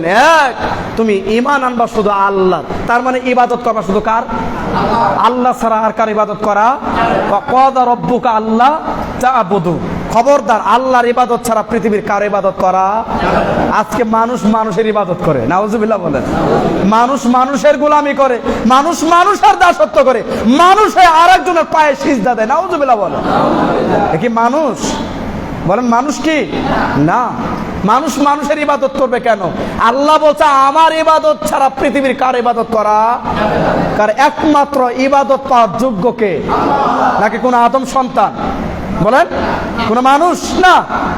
আল্লাহর নবী বললেন ইবাদত করবা শুধু আল্লাহর, ঈমান আনবা তার উপর। 2, আল্লাহর সাথে কোনোদিন শিরক করবা না, কারণ পৃথিবীর সব পাপ ক্ষমা করে দিবেন, কিন্তু শিরকের পাপের কোনো ক্ষমা নাই। কথা বুঝতে পারছেন? অসংখ্য আয়াত, সূরা মায়েদার 72 নম্বর আয়াত, সূরা নিসা 36, 48, 116, সূরা জুমারের 65, সূরা লোকমানের 13, এবং অনেক আয়াত আছে। কারণ শিরক করে যারা মারা যাবে তাদের জন্য চিরস্থায়ী জাহান্নাম, এরা কোনোদিন জান্নাতে যেতে। কারণ যারা শিরক মুশরিক, কথা বুঝতে পারছেন? শিরক মানে মুশরিক, যারা বেশি বেশি শিরক করে এদেরকে আরবিতে কি বলা হয়? মুশরিক। আর মুশরিক চিরস্থায়ী কি? জাহান্নাম। বুঝতে পারছেন? আর 3 নম্বর, কোনোদিন ফরজ সালাত ছাড়বা না। সুন্নত, নফল, চাস্তের, ইশাক, বেতের, এগুলো আল্লাহ নবী বললেন। শুধু কি বললেন? ফরজ সালাত কোনোদিন ছাড়বা না। রমজান মাসের সিয়াম রাখবা। যদি সামর্থ্য হয় কোনোদিন, তুমি গরিব মানুষ, তাহলে তুমি কি দিও? যাকাত দিও। এই 5টা কথা আমাদের নবীর বলা শেষ। বেদের লোক আমাদের নবীর মুখের উপরে উঁচু কণ্ঠে বলছে, শুনেন মুহাম্মদ, ওয়াল্লাহি, আল্লাহর কসম করে বলছি, শুনেন মুহাম্মদ সাল্লাল্লাহু আলাইহি সাল্লাম, আমি এই 5টার চাইতে কমও করব না, এই 5টার চাইতে বেশিও করব না। সুবহানাল্লাহ বলে এই কথা বলে বেদিন লোকটা চলে যাচ্ছে। বেদিন লোকটা রাস্তা হাঁটছে, চলে যাচ্ছে। আল্লাহ নবী তার সাহাবীদের ডাক দিয়ে বলছেন, ও আমার সঙ্গী সাথীরা, শোনো শোনো, তাড়াতাড়ি আসো, দৌড়ে আসো। তোমরা কি এখন এই মুহূর্তে দুনিয়াতে বাস্তবে তোমাদের চক্ষু দিয়ে তোমরা কি জান্নাতি মানুষ দেখে তোমাদের চক্ষু কি শীতল করতে চাও? তোমাদের অন্তর কি জোড়াতে চাও? জি আল্লাহ নবী চাই। তাহলে ওই যে দেখো, দেখো, ওই যে তাকিয়ে দেখো, বেদিন লোকটা চলে যাচ্ছে। তোমরা সবাই তাকে ফলো করো, তোমরা সবাই তাকে লক্ষ্য করো, তাকাও। এই বেদিন লোকটা হচ্ছে জান্নাতি। কি বুঝলেন? তার মানে এই বেদিন লোক এখনো তার বাড়িতে পৌঁছে গেছে কি? এখন আমল করা ধরছে, বলেন। এরপর আল্লাহ নবী এই লোকটাকে দুনিয়াতে জান্নাতের সুসংবাদ দিলেন। বলেন সুবহানাল্লাহ। কেন দিলেন? আল্লাহর কসম করে নবীর মুখের উপরে বলছেন, আল্লাহর নবী শুনুন, আল্লাহর কসম করে বলছি, আমি এই 5টার চাইতে বেশিও করব না, এই 5টার চাইতে কমও করব না। এই 5টা কথার মধ্যে নামাজ, সালাত আছে না নেই? বলেন। ফরজ সালাত যদি কারো বিচার মাঠে সেদিন ঠিকে যায়, ঠিক হয়, তাহলে আল্লাহ আপনাকে জান্নাত দান করবেন। আর ফরজ সালাত পড়ছেন, কিছু ত্রুটি বিচ্যুতি আছে, ভুল ভ্রান্তি আছে, আল্লাহ এত দয়াশীল, এত মেহেরবান, এত রহমত করবে আপনার আমার প্রতি। আল্লাহ বলে ফেরেশতারা আমার এই বান্দার নফল ইবাদত, নফল অতিরিক্ত, নফল মানে কি অতিরিক্ত বাড়তি বোনাস, আমার নফল কোন ইবাদত আমার এই বান্দা বান্দির আছে কিনা খুঁজে দেখো।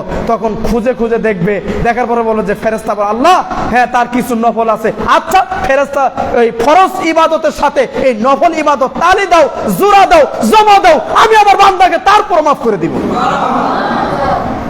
আমি আমার বান্দাকে তাও ক্ষমা করব। কথা বুঝতে পারছেন? এর নাম সালাত, এর নাম সালাত। আল্লাহ আমাদের বিষয়গুলো বোঝার তৌফিক দান করে, জোরে বলো আমিন। এখন আসেন সালাতের আর একটা গুরুত্বপূর্ণ হাদিস। আল্লাহর নবী সাল্লাল্লাহু আলাইহি সাল্লাম এই হাদিসে মুসলমান আর কাফেরকে ফারকু বাইনা মুমিন ও কাফের তারকু সালাত, মুসলমান আর কাফের মাঝে একমাত্র আল্লাহ নবী পার্থক্য জুড়ে দিচ্ছেন, নাকি আপনি আমি দিছি? কে দিছে? মোহাম্মদ। সহিহ মুসলিমের হাদিস। তাহলে মুসলমান আর কাফের এই দুই শ্রেণীর মাঝে পার্থক্য একমাত্র, তার নাম কি? সালাত। তাহলে কে মুসলমান আর কে কাফের কিভাবে বুঝবেন, কিভাবে চিনবেন? এটা সালাত দিয়ে। কি দিয়ে? সালাত দিয়ে। তাই সৌদি আরবের বিখ্যাত শায়েখ ফকিহ শায়েখ সালেহ আল উসাইমিন রাহিমাহুল্লাহ, তার এই বই থেকে আমি আপনার সামনে উদ্ধৃতিগুলো দিচ্ছি। সেটা কি? এই যাবত আমরা যা শুনলাম এগুলো হচ্ছে কি পরকালের হিসাব, ঠিক না? এগুলো হচ্ছে পরকালের বিষয়। আর তিনি যেটা বলছেন, সৌদি আরবের ফতোয়া বোর্ড, ফতোয়া যারা দিচ্ছেন বিখ্যাত ফকিহ মুহাদ্দিস, তার মানে বিখ্যাত শায়েখ, তারা যে ফতোয়াগুলো দিছে, বলেন তো সেই ফতোয়াগুলো উল্টানোর মতো কোনো ক্ষমতা কোনো আলেমের আছে? বলেন। কারণ বাংলাদেশের সবচেয়ে যত বড় আলেমই হোক না কেন, কোন সৌদি আরবের ফতোয়া বোর্ড থেকে ফতোয়া উল্টানোর কোনো ক্ষমতা আছে? জোরে বলেন।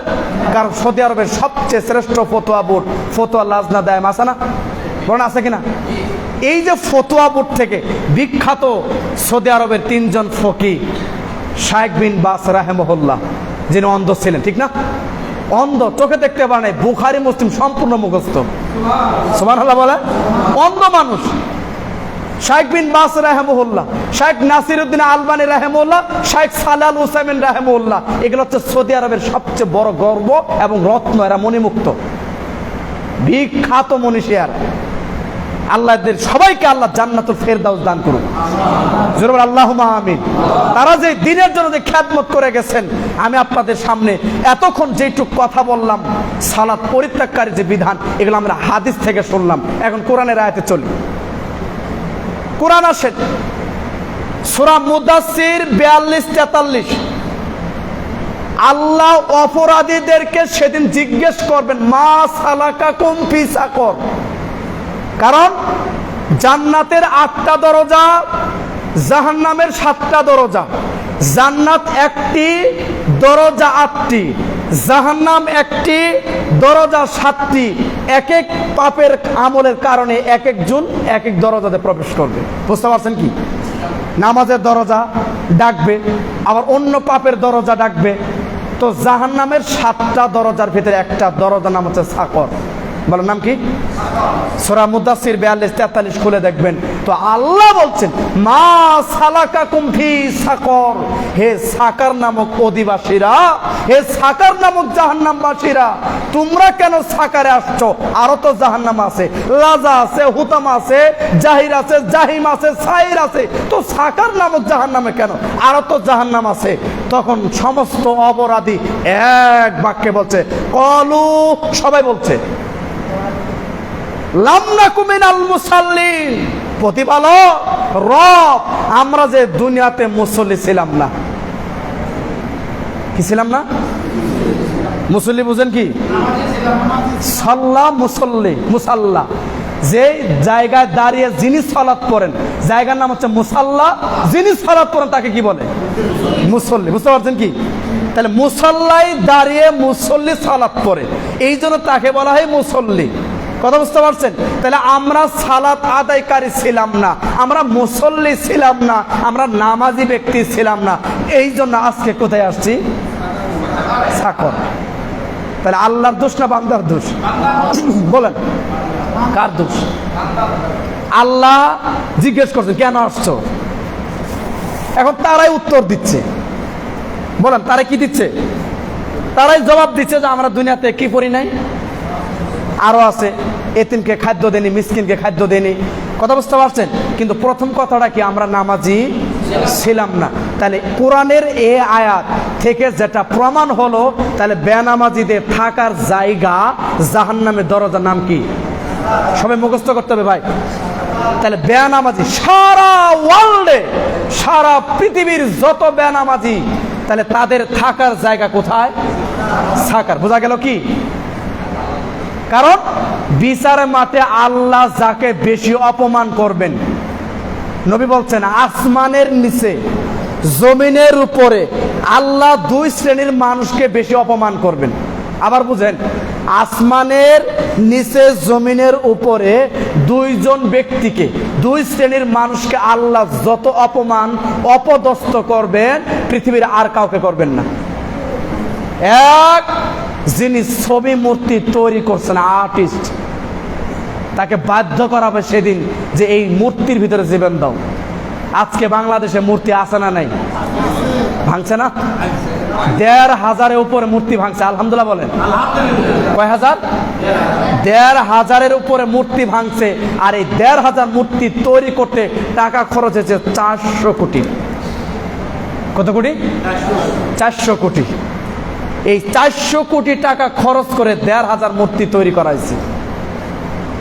অথচ ছবি মূর্তির পক্ষে না বিপক্ষে ইসলাম? ইসলাম কি বলে? ছবি মূর্তির পক্ষে না বিপক্ষে? বিপক্ষে। তাহলে ৪০০ কোটি টাকা যদি আমাদের এতিম, অসহায়, গরিব দুঃখী মানুষকে দেওয়া হতো, অসংখ্য মানুষ ব্রিজ কালভারের নিচে মানুষ ঘুমাচ্ছে, ঠিক কিনা বলেন? নাই, না খেয়ে মারা যাচ্ছে অনেক মানুষ, দেখার কিছুই নেই। এই জন্য যিনি ছবি মূর্তি তৈরি করেন, আর্টিস্ট, তাকে বাধ্য করা হবে বিচার মাঠে তাকে আত্মা দিতে, জীবন দিতে। পারবে কি? জোরে বলেন। তো নবী বলছেন আসমানের নিচে জমিনের উপরে এই ছবি মূর্তিকারীওয়ালা ব্যক্তিকে, ইব্রাহিমের পিতা আজর, আজর আরবি শব্দ, বাংলা হচ্ছে মূর্তি তৈরিকারী, একে যত যন্ত্রণা দেয়, কঠিন শাস্তি দিবেন যা পৃথিবীর আর কাউকে এত কঠিন শাস্তি দিবেন না। এক। দুই, আল্লাহ সুবহানাহু ওয়া তাআলা বলবেন হাসরবাসীকে, যারা দুনিয়াতে সালাত আদায় করছো, যারা মুসলিম, যাদের উপরে সালাত আল্লাহ আমি ফরজ করেছি, আজকে এই বিচার মাঠে সবাই তোমরা আমার পায়ের কাছে সিজদা দাও। সুবহানাল্লাহ বলেন। কি দাও? সিজদা দাও। তাহলে যারা দুনিয়াতে রুকু সিজদা করছে তারাই তো পাবে, নাকি পাবে না? যারা দুনিয়াতে নামাজ পড়ছে তারাই পাবে না সেদিন সিজদা দিতে? না বেনামাজি? তো বিচার মাঠে আল্লাহ আদেশ করবেন আমার পায়ের সামনে সিজদা দাও, তো সবাই সিজদা দিবেন। কিন্তু যারা দুনিয়াতে সালাত আদায় করে নাই, তাদের মেরুদণ্ড পিঠ, রড, রড বুঝেন তো, একদম রডের মতো সোজা, মিম্বর যে লাঠি যেমন সোজা, ঠিক এইভাবে মেরুদণ্ড আল্লাহ অ্যাটাক করে দিবেন, বন্ধ করে দিবেন। তারা একদম এইভাবে একদম সোজা পড়ে যাবে, নাকে মুখে রক্ত ছুটবে। আর যারা নামাজি তারা রুকু সিজদা দেওয়ার পরেই বলবে সি সি সি, হাই হাই, এরা সব বেনামাজি, যাদের মাথা, কপাল দিয়ে, নাক দিয়ে, কান দিয়ে, মুখ দিয়ে রক্ত বের হয়ে যাচ্ছে, এরা দুনিয়াতে সবাই বেনামাজি ছিল।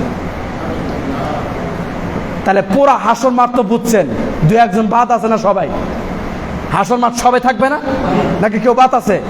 তার মানে সমস্ত হাসরবাসীর সামনে আপনাকে অপমান করবে, নাকে মুখে রক্ত পড়বে, আপনার মেরুদণ্ড আল্লাহ সোজা করে দিবেন না। তাহলে নবী বলছেন আসমানের নিচে জমিনের উপরে আল্লাহ বিচার মাঠে এই বেনামাজিকে এত অপমান করবেন। নাউজুবিল্লাহ বলেন। কথা বুঝতে পারছেন? আলোচনার শেষ কথা, সৌদি আরবের বিখ্যাত শেখ সালেহ আল উসাইমিন রাহিমাহুল্লাহর বইয়ের উদ্ধৃতি। এতক্ষণ আমরা কোরআন আর হাদিস থেকে জানলাম পরকালের বিষয়। এখন যারা নামাজ পড়ে না, দুনিয়ার কি শাস্তি জানা দরকার আছে? সবার দরকার আছে তো? এই ওয়াজগুলো প্রত্যেকটা ইমাম সাহেবরা যদি মিম্বর উপরে অগ্নি ঝরার মতো বলতো, তাহলে নামাজির সংখ্যা বাড়তো। কথা বুঝতে পারছেন? কারণ আমি আপনাদের দোয়া আলহামদুলিল্লাহ, একটু মনোযোগ দিয়ে শোনেন, শেষ করবো নাকি? তো প্রায় 40টার উপর আমার জেলা সফর করা শেষ। তো গত বছর একটা জেলায় কালিয়াকৈর, গাজীপুর, তো একদম পাহাড়ের মধ্যে গ্রাম, আহলে হাদিস, আলহামদুলিল্লাহ বলেন, মানে অরপর আর কোনো গ্রাম নাই, পাহাড়ের মধ্যে চতুর্দিকটা খালি গাছ আর গাছ, পাহাড়। তো এলাকার মধ্যে আহলে হাদিসের মসজিদ। তো এরকম একটা বিষয় সালাতের উপরে এই আলোচনা করার কারণে 2 দিন পরে আমাকে কল দিয়েছে, ভাই আপনার একটা বয়ানে মুসল্লি আগে 4-5 জন ছিল, এখন 2 কাতার হয়েছে। জেনে জিনিসটা আমার খুব ভালো লাগলো, খুশি হয়েছি যে আপনার একটা বক্তব্যের কারণে, এক খুতবা দেওয়ার কারণে, একটা বক্তব্য দেওয়ার কারণে আমাদের মসজিদে মুসল্লি সংখ্যা বেড়ে গেছে। কারণ দুনিয়াবী শাস্তি সৌদি আরবের বিদ্বানগণ যেইভাবে তুলে ধরছে, এটা আপনার আমার মুখের কথা নয়। দেখেন, মনোযোগ দিয়ে নারী পুরুষ সবাইকে আমি অনুরোধ করছি, ইনশাআল্লাহ এই কথাগুলো শোনেন। তার বইতে 5টা জিনিস তুলে ধরছেন। আর ডক্টর সুলাইমান রুহাইলি হাফেজুল্লাহ, এখন তিনি বর্তমান ফতোয়া বোর্ডের দায়িত্বে, আর ইনারা মারা গেছেন। আর এখন তিনি বর্তমান ফতোয়া বোর্ডে বেঁচে আছেন। তার ফতোয়া পরে বলছি, আগে তাদের ফতোয়া শোনেন। সালেহ আল হুসাইন রাহিমাহুল্লাহ বলছে, 1, বেনামাজি তার কোনো জানাজা নাই। কি নাই? বেনামাজের কোনো জানাজা, দাফন কাজ, তার গোরস্থান ধোয়ার ব্যবস্থা নাই। বুঝতে পারছেন কি? কোন বেনামাজির গুরুস্থান কোন নামাজির গুরুস্থানে হবে না। বুঝতে পারছেন কি? তাহলে বেনামাজির গুরুস্থান নদী, নালায়, খাল, বিল, পাগারে ফেলে আসতে হবে। তো মুজাফফর বিন মহসিন হাফেজুল্লাহ তিনি বলছেন, গন্ধ বের হবে যে না, এই জন্য গর্ত করে পুঁতে দিতে হবে, তা নদীর নালে, খাল, বিল, পুকুরে ধারে। কোন নামাজির গুরুস্থানে দিতে পারবেন না, জায়েজ নাই। বুঝতে পারছেন কি? তাহলে বলেন তো কঠিন না? বলেন, তার কোনো গোসল নাই, জানাজা নাই, কাপড় নাই, দাফন নাই, কিচ্ছু নাই, বলতে পারবেন না, কোনো সুযোগ নাই। বেনামাজি এত খারাপ। 2, কোন বেনামাজি মারা গেলে, কোন বেনামাজি মারা গেলে তার জানাজায় কোন নামাজি, দিনদার, পরহেজগার, আলেম ওলামা, ধার্মিক মানুষ কেউ যেতে পারবে না, যাওয়া হারাম। বুঝতে পারছেন কি? যেতে পারবেন না, যাওয়া কি হারাম। কারণ বেনামাজি ও তো কাফের, ওর জানাজায় যাওয়া জায়েজ। তাহলে জানাজা, এখন আরেকজন সালাফ বলছে, তাহলে তার কি হবে? হ্যাঁ, তার মতো যিনি কম জান্নাওয়ালা লোক, যে জানাজার সালাত পড়াতে গিয়ে 18 বার 20 বার ভুল হবে, তাকে দিয়ে, সাধারণ মানুষ দিয়ে জানাজা পড়ায় নিতে হবে। কোন দিনদার, পরহেজগার, আলেম ওলামা, নামাজি তার জানাজায় যাওয়া জায়েজ। বুঝতে পারছেন কি? কঠিন কিনা বলেন? সালাত পড়বেন না ছাড়বেন? জোরে বলেন, ছাড়বেন না সালাত পড়বেন? পড়বেন। 3, কোন বেনামাজি ছেলে অথবা মেয়ের কাছে, বুঝেন, সালাফ বলছেন, কোন বেনামাজি ছেলে অথবা মেয়ের কাছে নামাজি ছেলে মেয়ে বিয়ে দেওয়া সম্পূর্ণ হারাম। বলেন কি? বলেন, হারাম। কোথায় পাবেন জানেন? 9 নম্বর সূরা তাওবার 11 নম্বর আয়াত।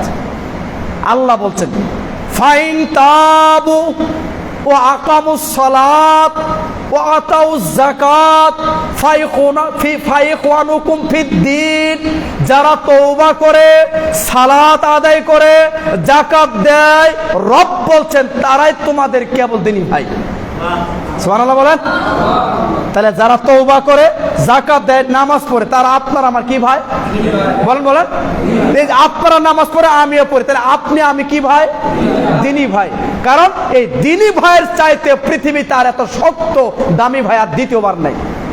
কারণ আপনার নিজের মায়ের পেটে ভাই আপনার শত্রুতা করে, আপনার ক্ষতি করার চেষ্টা করে। কথা বলেন, আপনার ভাই না করে আপনার ভাই বউ আপনার ক্ষতি করার চেষ্টা করে, ঠিক কিনা বলেন? কিন্তু দিনী ভাই, এক দিনী ভাই আর এক দিনী ভাই, আমি বাংলাদেশের যেখানে যাই না কেন, কোনো না কোনো দিনী ভাই নিজের ভাইয়ের চাইতে আমাকে বেশি মহব্বত করবে, ঠিক কিনা বলেন? কিসের কারণে? আমার ভিতরে ইসলাম আছে, আমি দিন মানছি, দাড়ি আছে, পাঞ্জাবি আছে, আমি আলোচনা করি, আমি নামাজ পড়ি, কারণ আমি একজন মুসলিম, আমার ভিতরে ইসলাম আছে, ওর ভিতরে আছে। এই জন্য, এই সূত্রে, এই খাতিরে সে আমাকে ভালোবাসে, আমি তাকে ভালোবাসি। কার জন্য? আল্লাহর জন্য। তাহলে আল্লাহ বলছেন যারা তওবা করে, সালাত আদায় করে, যাকাত দেয়, তারাই তোমাদের আমাদের কি ভাই? দিনী ভাই। তাহলে বোঝা গেল বেনামাজির আপনার আমার কি ভাই না? বলেন, তাহলে বেনামাজি দিনী ভাই? আল্লাহ এই কথা বলছেন। বেনামাজি ঘাটে মাঠে হাটে গামালি ভাই, পরে পাওয়া ভাই, ঠিক কিনা বলেন?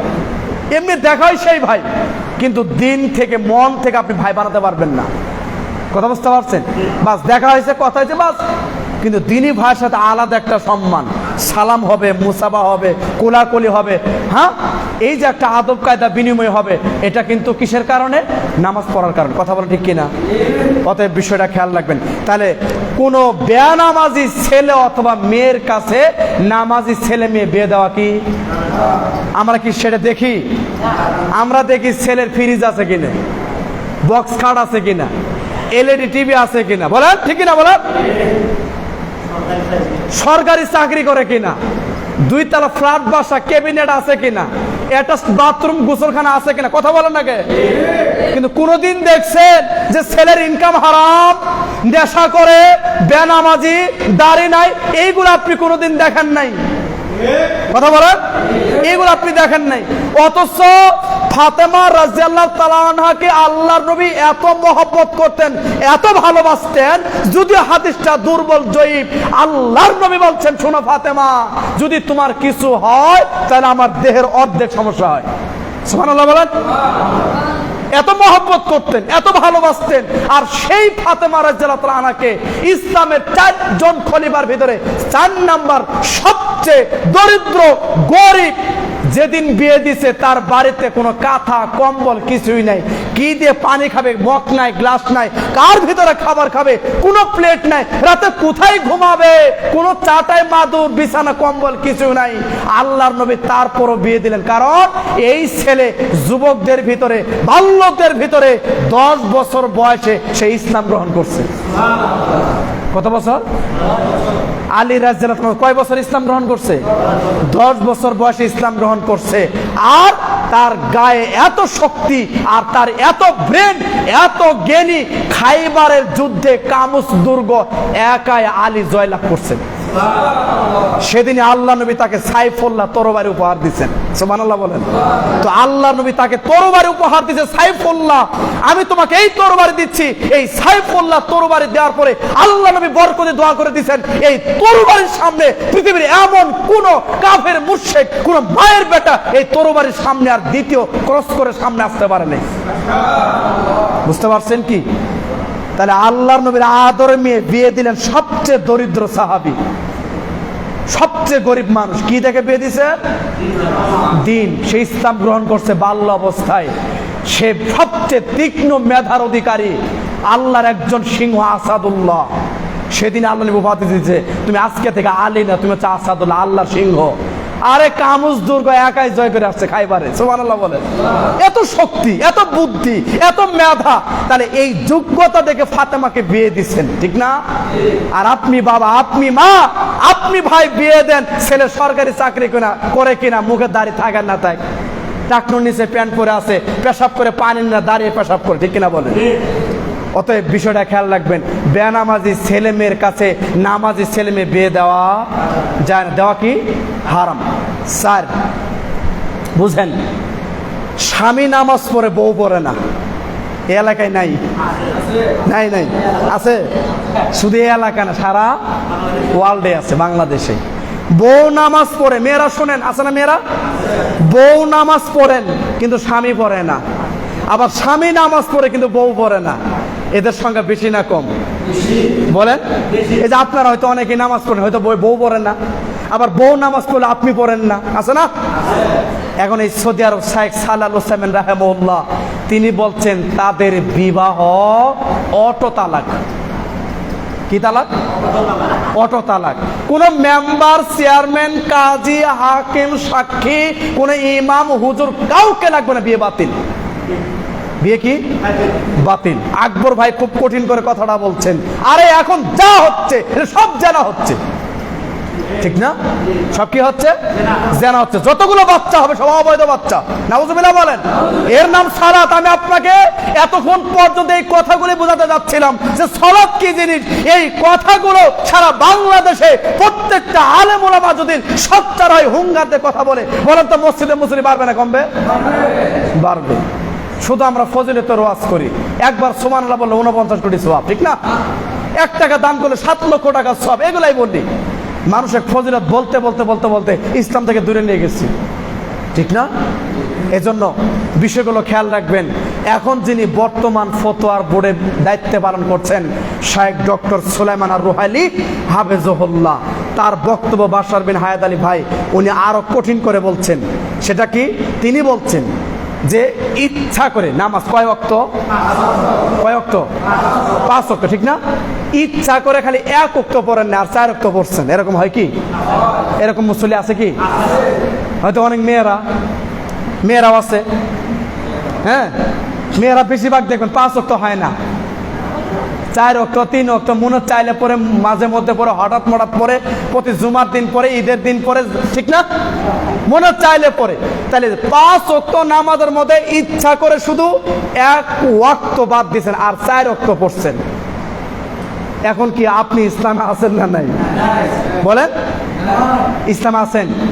তো শায়েখ সালাল রুসাইম ইয়ার ডক্টর সুলাইমান আর রুহাইলি হাফেজুল্লাহ তিনি বলছেন যে ইচ্ছা করে 1 ওয়াক্ত সালাত ছেড়ে দেওয়ার কারণে সে সঙ্গে সঙ্গে ইসলাম থেকে খারিজ।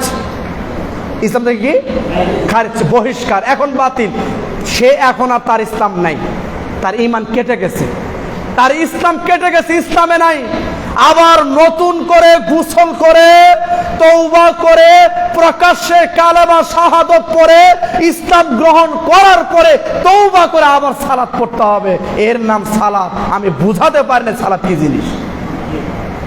এই হচ্ছে ফতোয়া। কারণ আপনি এখন ইসলাম থেকে বের হয়ে গেছেন, এখন আপনার আর ইসলাম নাই। 1 ওয়াক্ত সালাত ইচ্ছা করে ছেড়ে দেওয়ার কারণে। আলোচনা শেষ কথা, সালাত কোন অবস্থাতে মাফ আছে কি?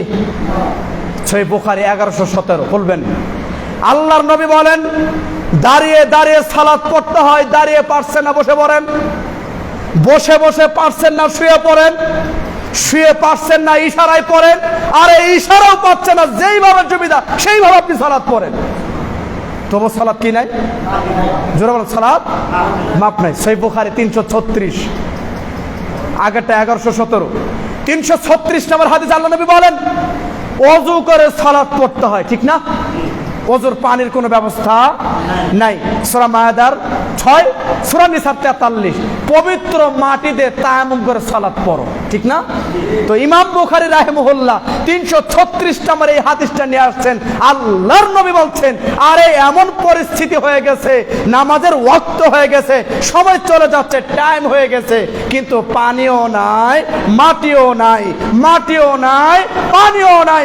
আল্লাহর নবী বলছেন বিনা ওযুতে, বিনা তায়াম্মুম হলে তোমাকে নামাজ পড়তেই হবে। তবু নামাজ কি নাই? জোরে বল, নামাজ মাফ নেই। আমি বোঝাতে পারি নাই, কারণ অন্তরের খবর কে জানেন?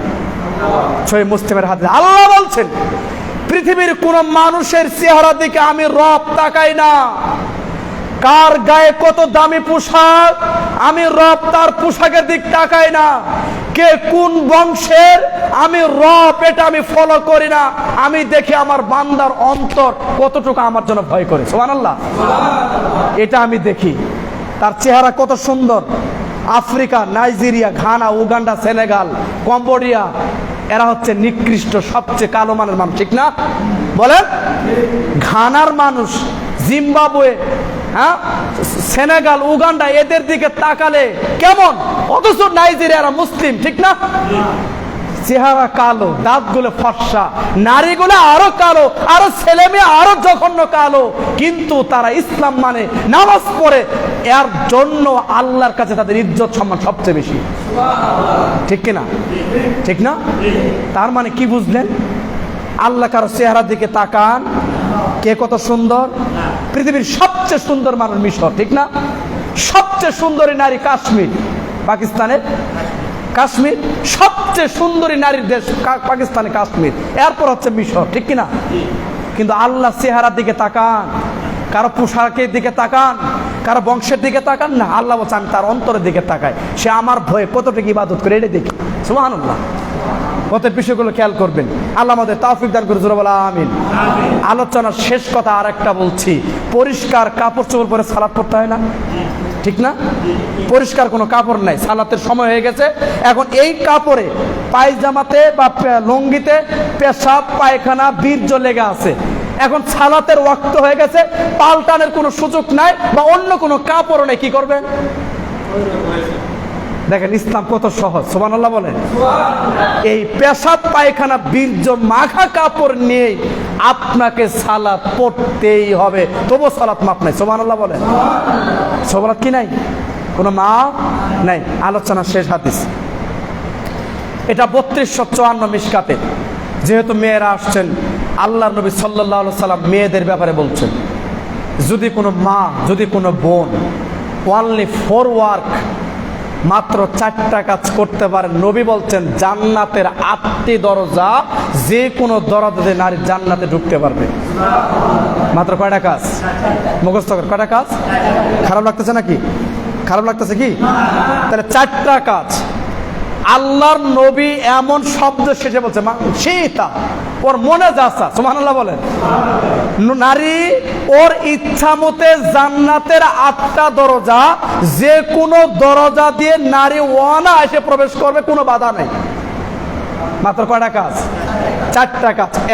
এক, ইজা সাল্লাহ খামসাহা, 5 ওয়াক্ত নামাজ, সুবহানাল্লাহ বলেন।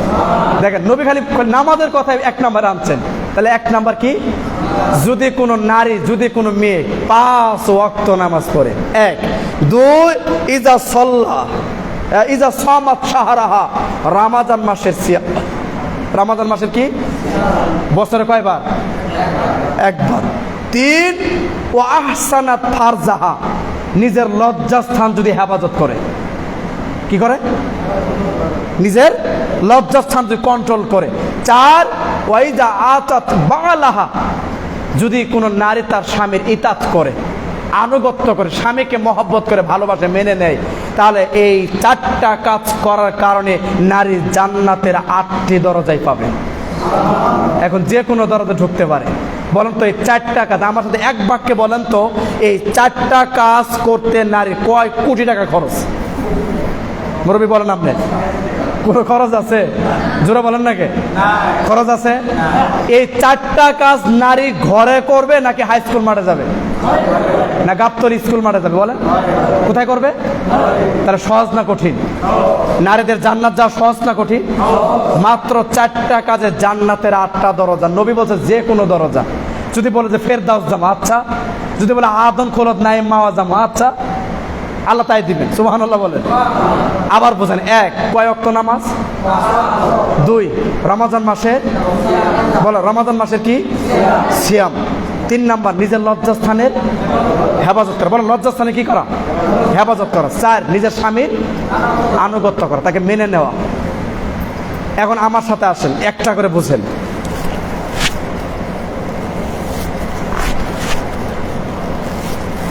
তো আমার ভাষা হয়তো বুঝতে পারছেন কিনা, আমি জামালপুরের মানুষ। হ্যাঁ হ্যাঁ, আবার গাবতলী বগুড়ার মানুষ তো হামটি হুমটি হেঁটে উঠি বলেন, তাহলে আমরা ওইভাবে বুঝি না। জামালপুরের মানুষ সাদা সিধা বক্তব্য, কথা বুঝতে পারছেন? তো যাই হোক, বুঝছেন, এই জন্য আলহামদুলিল্লাহ। তো বিষয়টা হলো 4টা জিনিস। দেখেন, 1 নাম্বার 5 ওয়াক্ত নামাজ।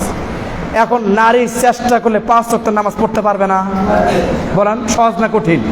কোনো টাকা খরচ হবে? বলেন। তাহলে চেষ্টা করলে নারী পারে, পারে না কেন? এর জন্য দায়ী আপনি। কেমনে? অনেকবার বলছি, অনেক জায়গায় বলছি, ইউটিউবে আলোচনা আমার আছে, প্রায় 300-র উপরে বক্তব্য আছে। মাসুদ বিন আব্দুল্লাহ, বাংলাতে লিখলে দেখবেন অনেক আলোচনা। আজকে যেটা রেকর্ড হয়েছে এটাও পাবেন ইনশাআল্লাহ। তো বিষয়টা হচ্ছে যে, এটা আমি বারবার বলছি, এখানে পুরুষের যে ভূমিকাটা, যেদিন থেকে আপনি আপনার ঘরে নরেন্দ্র মোদীর ভারতের স্টার জলসার জি বাংলা বুঝতে পারছেন কি? মুরব্বী চিনেন, বুঝেন কি? স্টার জলসা আর জি বাংলা যেদিন থেকে ঘরে তুলছেন, বাস হাতে রিমোট নিছে, রাত দিন 24 ঘন্টা সিরিয়ালের পর সিরিয়াল দেখে কখন আজান হয়, কখন নামাজ হয়, কখন ওয়াক্ত চলে যাচ্ছে, এই নারী ভ্রুক্ষেপ করে না। কথা জোরে বলো, ঠিক কিনা? ঠিক না? এর জন্য স্বামী দায়ী। যাই হোক, আলহামদুলিল্লাহ, নতুন সরকার আসার পরে স্টার জলসার জি বাংলা কেন পুরা ভারতের সমস্ত চ্যানেল একদম চিরদিনের জন্য নিষিদ্ধ করা হয়েছে। আলহামদুলিল্লাহ বলেন না কে? আর পিস টিভি, ইসলামিক টিভি, দিগন্ত টিভি, এগুলো অচিরে আপনার চালু হচ্ছে। আলহামদুলিল্লাহ বলেন। বাংলাদেশে ডক্টর জাকির নায়েক অচিরে আসতেছে। আলহামদুলিল্লাহ বলেন। জাকির নায়েক নিজে ব্রিফিং দিচ্ছেন যে আমি অচিরে বাংলাদেশে আসতেছি, এখন আর কোনো বাধা নাই। যেদিন আসবে তার আগে থেকে টিকিট কেটে রাখবেন ইনশাআল্লাহ। সবাই যাবেন ঢাকাতে, সবাই যাবেন ইনশাআল্লাহ। আল্লাহ কবুল করুক, তাকে বাংলাদেশে যেন নিয়ে আসে, বলে আমিন। তো এই স্টার জলসা জি বাংলার মুখে লাথি মেরে ঘর থেকে বের করে দিবেন। রাজি আছেন তো ইনশাআল্লাহ? কারণ স্টার জলসা জি বাংলা নষ্ট করছে আমার সোনার বাংলা, ঠিক কিনা বলেন? এই দুইটা চ্যানেল আমার গবেষণা, আমি ছোট মানুষ, আমি একটা বই লিখছি, অধিকাংশই নারী জাহান্নামী, কারণ বাঁচার উপায়। তাহলে বেশিরভাগ মানুষ জাহান্নামে যাবে, এর মধ্যে নারী। নারী কেন জাহান্নামে বেশি জানার দরকার আছে না? এই মর্মে একটা বই, হ্যাঁ, আমি লিখছি। বইটা বাজারে চলছে আলহামদুলিল্লাহ। এত উন্নত মানের কভার পেজ দিয়ে বইটা তৈরি করছে, উন্নত মানের পৃষ্ঠা দিয়ে বইটা তৈরি করা হয়েছে। বেশি দাম না, মাত্র 60 টাকা, 85-90 পৃষ্ঠার একটা বই। নারী কেন জাহান্নামে যাবে, এই স্টার জলসা জি বাংলা আমি গবেষণা করে আমার বইতে তুলে দিচ্ছি। 5টা জিনিস আপনার আমার বউ বেটি মা বোনদেরকে শেখায়, জানবেন? শুনবেন কি? শুনবেন? এক, দেখেন কিভাবে দেবরের সঙ্গে সম্পর্ক করা যায়, স্টার জলসা জি বাংলা শেখায়, ঠিক কিনা? কিভাবে ভাসুরের সাথে রিলেশন করা যায়, এটা শেখায়। কিভাবে ছোটখাটো আটো সাটো ব্লাউজ কাপড় পরানো যায়, এটা শেখায়, ঠিক না? কিভাবে প্রক্রিয়া করা যায়, এটা স্টার জলসা জি বাংলা শেখায়। আর 5 নাম্বার, কিভাবে শ্বশুর শাশুড়িকে অপমান করা যায়, এটা শেখায়, ঠিক কিনা বলেন? কথা বলেন। এছাড়া স্টার জলসার মধ্যে আর কিছু আছে নাই? অতএব বিষয়গুলো খেয়াল করবেন। আলোচনা শেষ করে দিই, এরপর আজান দেন নাকি? শেষ করে দিই। 2 নাম্বার, রমজান মাসের সিয়াম। এই 4টা কাজের ভিতরে নারী একটা কাজ বেশি করে, নাম কি জানেন? রমজান মাসে সিয়াম, বলেন ঠিক কিনা? 4টা কাজের মধ্যে মেয়েরা একটা কাজ বেশি করে, শুধু রমজান মাসে কি? রোজা, সিয়াম। আরে রমজানে তো 30টা করে করে, শাওয়ালের 6টাও করে, ঠিক না? ওটাই এক্সপার্ট। মেয়েরা না খেয়ে থাকতে পারে, আরে 30টা তো করে করে, শাওয়ালের 6টাও করে। সহিহ মুসলিম 1162। 30টা করার পর আবার যারা 6টা করবে, সারা বছর রোজা রাখার সওয়াব। এটা নারী করে। 3, নিজের লজ্জাস্থানের হেফাজত। আল্লাহ বলছেন সূরা কাফের 18 নম্বর আয়াত খুলে দেখবেন। আল্লাহ বলছেন নারীকে দুনিয়াতে পাঠানোর পিছনে আমার একটা উদ্দেশ্য। বলেন কয়টা? তাহলে আপনার বউ বেটি বোনকে দুনিয়াতে পাঠিয়েছেন কয়টা উদ্দেশ্য? আল্লাহ বলছেন প্রত্যেকটা নারীর কাজ হচ্ছে তার স্বামীকে আনন্দ তৃপ্তি দিবে, এই জন্য। সুবহানাল্লাহ বলেন। খুলে দেখবেন, আল্লাহ বলছে কোরআনে প্রত্যেকটা নারীর কাজ হচ্ছে তার স্বামীকে কি দেওয়া? আনন্দ তৃপ্তি প্রশান্তি দেওয়া। নারীকে প্রশান্তির জন্য তৈরি করা হয়েছে, নারীকে চাকরি করার জন্য, হাট বাজারে ঘাটে মাঠে যাওয়ার জন্য নারীকে তৈরি করা হয় নাই। নারীর কাজ হচ্ছে রাত দিন 24 ঘন্টা স্বামীর পা টিপবে, ঠিক কিনা বলেন? স্বামীকে সেবা করবে, এছাড়া কোনো দ্বিতীয় কাজ নেই। কারণ তার জন্য আমি কঠোর পরিশ্রম করছি, তার জন্য হাড় ভাঙা পরিশ্রম করি। ও কেন বাইরে থাকবে? ও কেন মানুষের ঠেলা গোতা খাবে? ও কেন মার্কেটে যাবে? পরপুরুষের ধাক্কা খাবে? কথা বলেন। ও তো আমার বউ। আব্দুর রাজ্জাক বিন ইউসুফ বলছেন, আরে দেন মোহর দিলাম আমি, সবকিছু দিলাম আমি, আর অন্যের পুরুষ আমার বউকে গোতা মারে, মোহর দিলাম আমি, ঠিক কিনা বলেন? কত বিষয়টা খেয়াল রাখবেন। তাহলে লজ্জাস্থান যদি কোনো নারী বলে, আল্লাহ আপনার কসম করে বলছি আমার এই লজ্জাস্থান পুরা দেহ বডি আমার স্বামী ছাড়া পৃথিবীর কারো সামনে ভোগ করতে দিব না, কারো সামনে দেখাতে দিব না, কাউকে আমি উপভোগ করতে দিব না, শুধু আমার স্বামীর জন্য আপনি আমার কাছে আমানত রাখছেন, ঠিক কিনা? পুরা নারীর বডি কার জন্য? স্বামীর জন্য। কে আমানত রাখছে? আল্লাহ, ঠিক না? নাকি অন্য পুরুষের জন্য? তাহলে এই আমানতের খেয়ানত করো না। যদি কোনো নারী বলতে পারে আল্লাহ আপনার কসম করে বলছি আমার এই লজ্জাস্থান আমি আমার স্বামী ছাড়া পৃথিবীর কাউকে দেখতে দিব না, কাউকে উপভোগ করতে দিব না, এই নারী জান্নাতের 8টা দরজায় পাবে। চার আলোচনার শেষ কথা, আল্লাহর নবী বলছেন যদি কোনো নারী তার স্বামীর আনুগত্য করে, স্বামীকে ভালোবাসে, স্বামীকে মহব্বত করে, তাহলে সে জান্নাতের 8টা দরজায় পাবে। একজন নারী এলোমেলো চুল নিয়ে দৌড়ে আল্লাহ নবীর কাছে এসে বলছেন আল্লাহ নবী আমার স্বামী এই ব্যাপার। খবরদার, স্বামীর ব্যাপারে কোনো অভিযোগ নাই। জান্নাতুকা ওয়া নারুকা, তোমার স্বামী তোমার জান্নাত, স্বামী তোমার জাহান্নাম। যাও বাড়িতে চলে যাও, স্বামীর মূল্যায়ন করো। তাকে মূল্যায়ন করলে জান্নাত, অমূল্যায়ন করলে জাহান্নাম। স্বামীর ব্যাপারে কোনো অভিযোগ আমি মোহাম্মদ শুনবো না। সুবহানাল্লাহ বলেন। খবরদার, স্বামীর ব্যাপারে কোনো অভিযোগ নাই। যাও স্বামীর সেবা করো, তাকে ভালোবাসো, তাকে মেনে নাও। কারণ আজকে আমরা দেখতে পাচ্ছি স্বামীর সাথে মহব্বত নাই, স্বামী স্ত্রী ভালোবাসা নাই। যত ভালোবাসা দুলা ভাই দেবর এবং ভাসুরের সাথে কথা বলেন, ঠিক কিনা? দেবর কি জানেন আপনি? ভাসুর কি জিনিস? একজন সাহাবী এসে বলছে আল্লাহ নবী দেবর আর ভাসুর সম্পর্কে আমাকে বলেন তো কি? আল্লাহ নবী একটা বাক্য বলছে হামুল মাউত, দেবর আর ভাসুর হচ্ছে মৃত্যুর সমতুল্য, ঠিক কিনা ভাই? নবী বলছে মৃত্যুকে যতটা ভয় করো, মরণকে যতটা ভয় কর, তার চেয়ে বেশি ভয় করবা দেবরকে, ভাসুকে। কারণ দেবর ভাসুর মরণের চাইতে বেশি খারাপ, ঠিক কিনা বলেন? অতএব দুলাভাই দেবর ভাসুর এদের সাথে জরুরি প্রয়োজন ছাড়া কথা বলা, পর্দা ছাড়া যাওয়া যাবে, প্রয়োজন ছাড়া কথা বলতে পারবেন না। কারণ দেবর খারাপ জিনিস। ভাই থাকে বিদেশ, দেবর কোথায় বলেন? দেবর কোথায়? ভাবির যত কাজ কে করে দেয়? দেবর করে দেয়, ঠিক কিনা বলেন? কথা বলেন, মিথ্যা বলছি?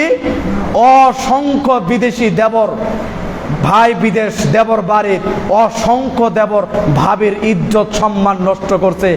পত্রিকার দিনের পর দিন আসছে, ঠিক কিনা বলেন?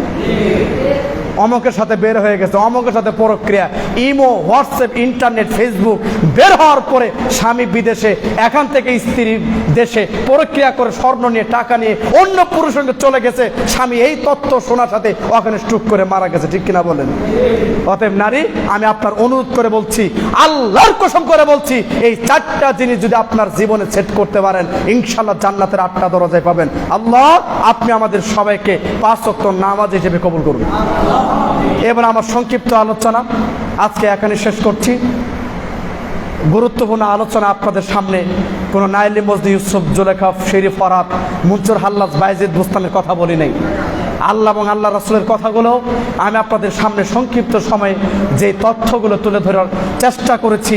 আল্লাহ আমাদের সবাইকে 5 ওয়াক্ত নামাজ জামাতের সঙ্গে মৃত্যুর আগ পর্যন্ত পড়ার তৌফিক দান করুন। কে কে রাজি আছেন বলেন ইনশাআল্লাহ?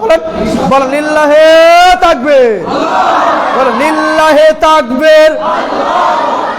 আল কোরআনের আলো, সহিহ হাদিসের আলো, কোরআন হাদিস যেখানে,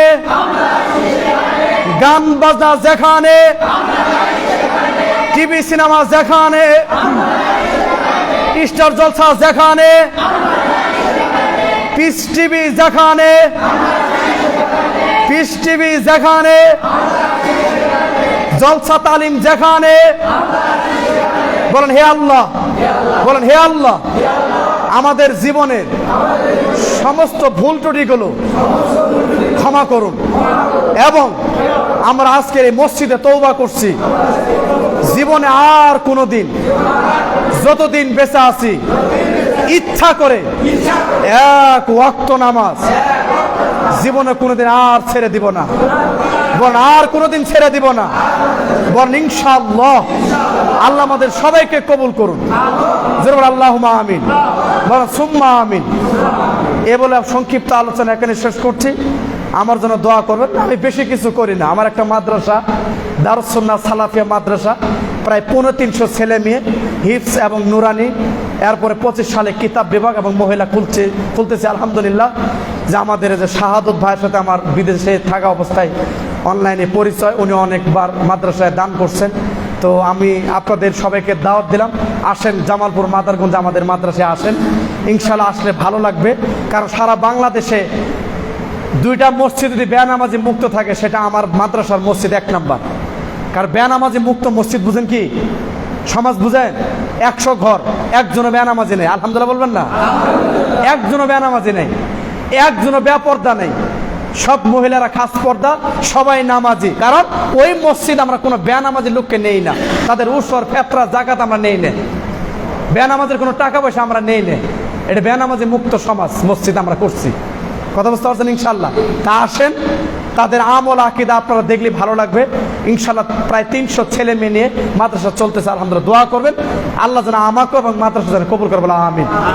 আল্লাহ আপনাদের সবাইকে কবুল করে, আমিন। যারা মারা গেছে তাদের প্রত্যেকের কবর আযাব মাফ করুন। আমাদের এখানে উপস্থিত যারা অসুস্থ তাদেরকে আল্লাহ দ্রুত আরোগ্য দান করুন। যারা হাসপাতালে অসুস্থ হয়ে কাতরাচ্ছে আল্লাহ তাদেরকে সুস্থতা দান করুন। আমাদের জীবনের সমস্ত গুনাহ আল্লাহ মাফ করুন। আল্লাহ আমাদেরকে আপনি নামাজি হিসেবে কবুল করুন। আপনি আমাদেরকে ঈমান নিয়ে কবরে যাওয়ার জন্য তৌফিক দান করুন। মৃত্যুর সময় কালেমা নসিব করে দিন। বলেন আস্তাগফিরুল্লাহ আল্লাযী লা ইলাহা ইল্লা হুয়াল হাইয়ুল কাইয়্যুম ওয়া আতুবু ইলাইহি। সুবহানাকা আল্লাহুম্মা ওয়া বিহামদিকা আশহাদু আল্লা ইলাহা ইল্লা আনতা আস্তাগফিরুকা ওয়া আতুবু ইলাইক। আসসালামু আলাইকুম ওয়া রাহমাতুল্লাহ।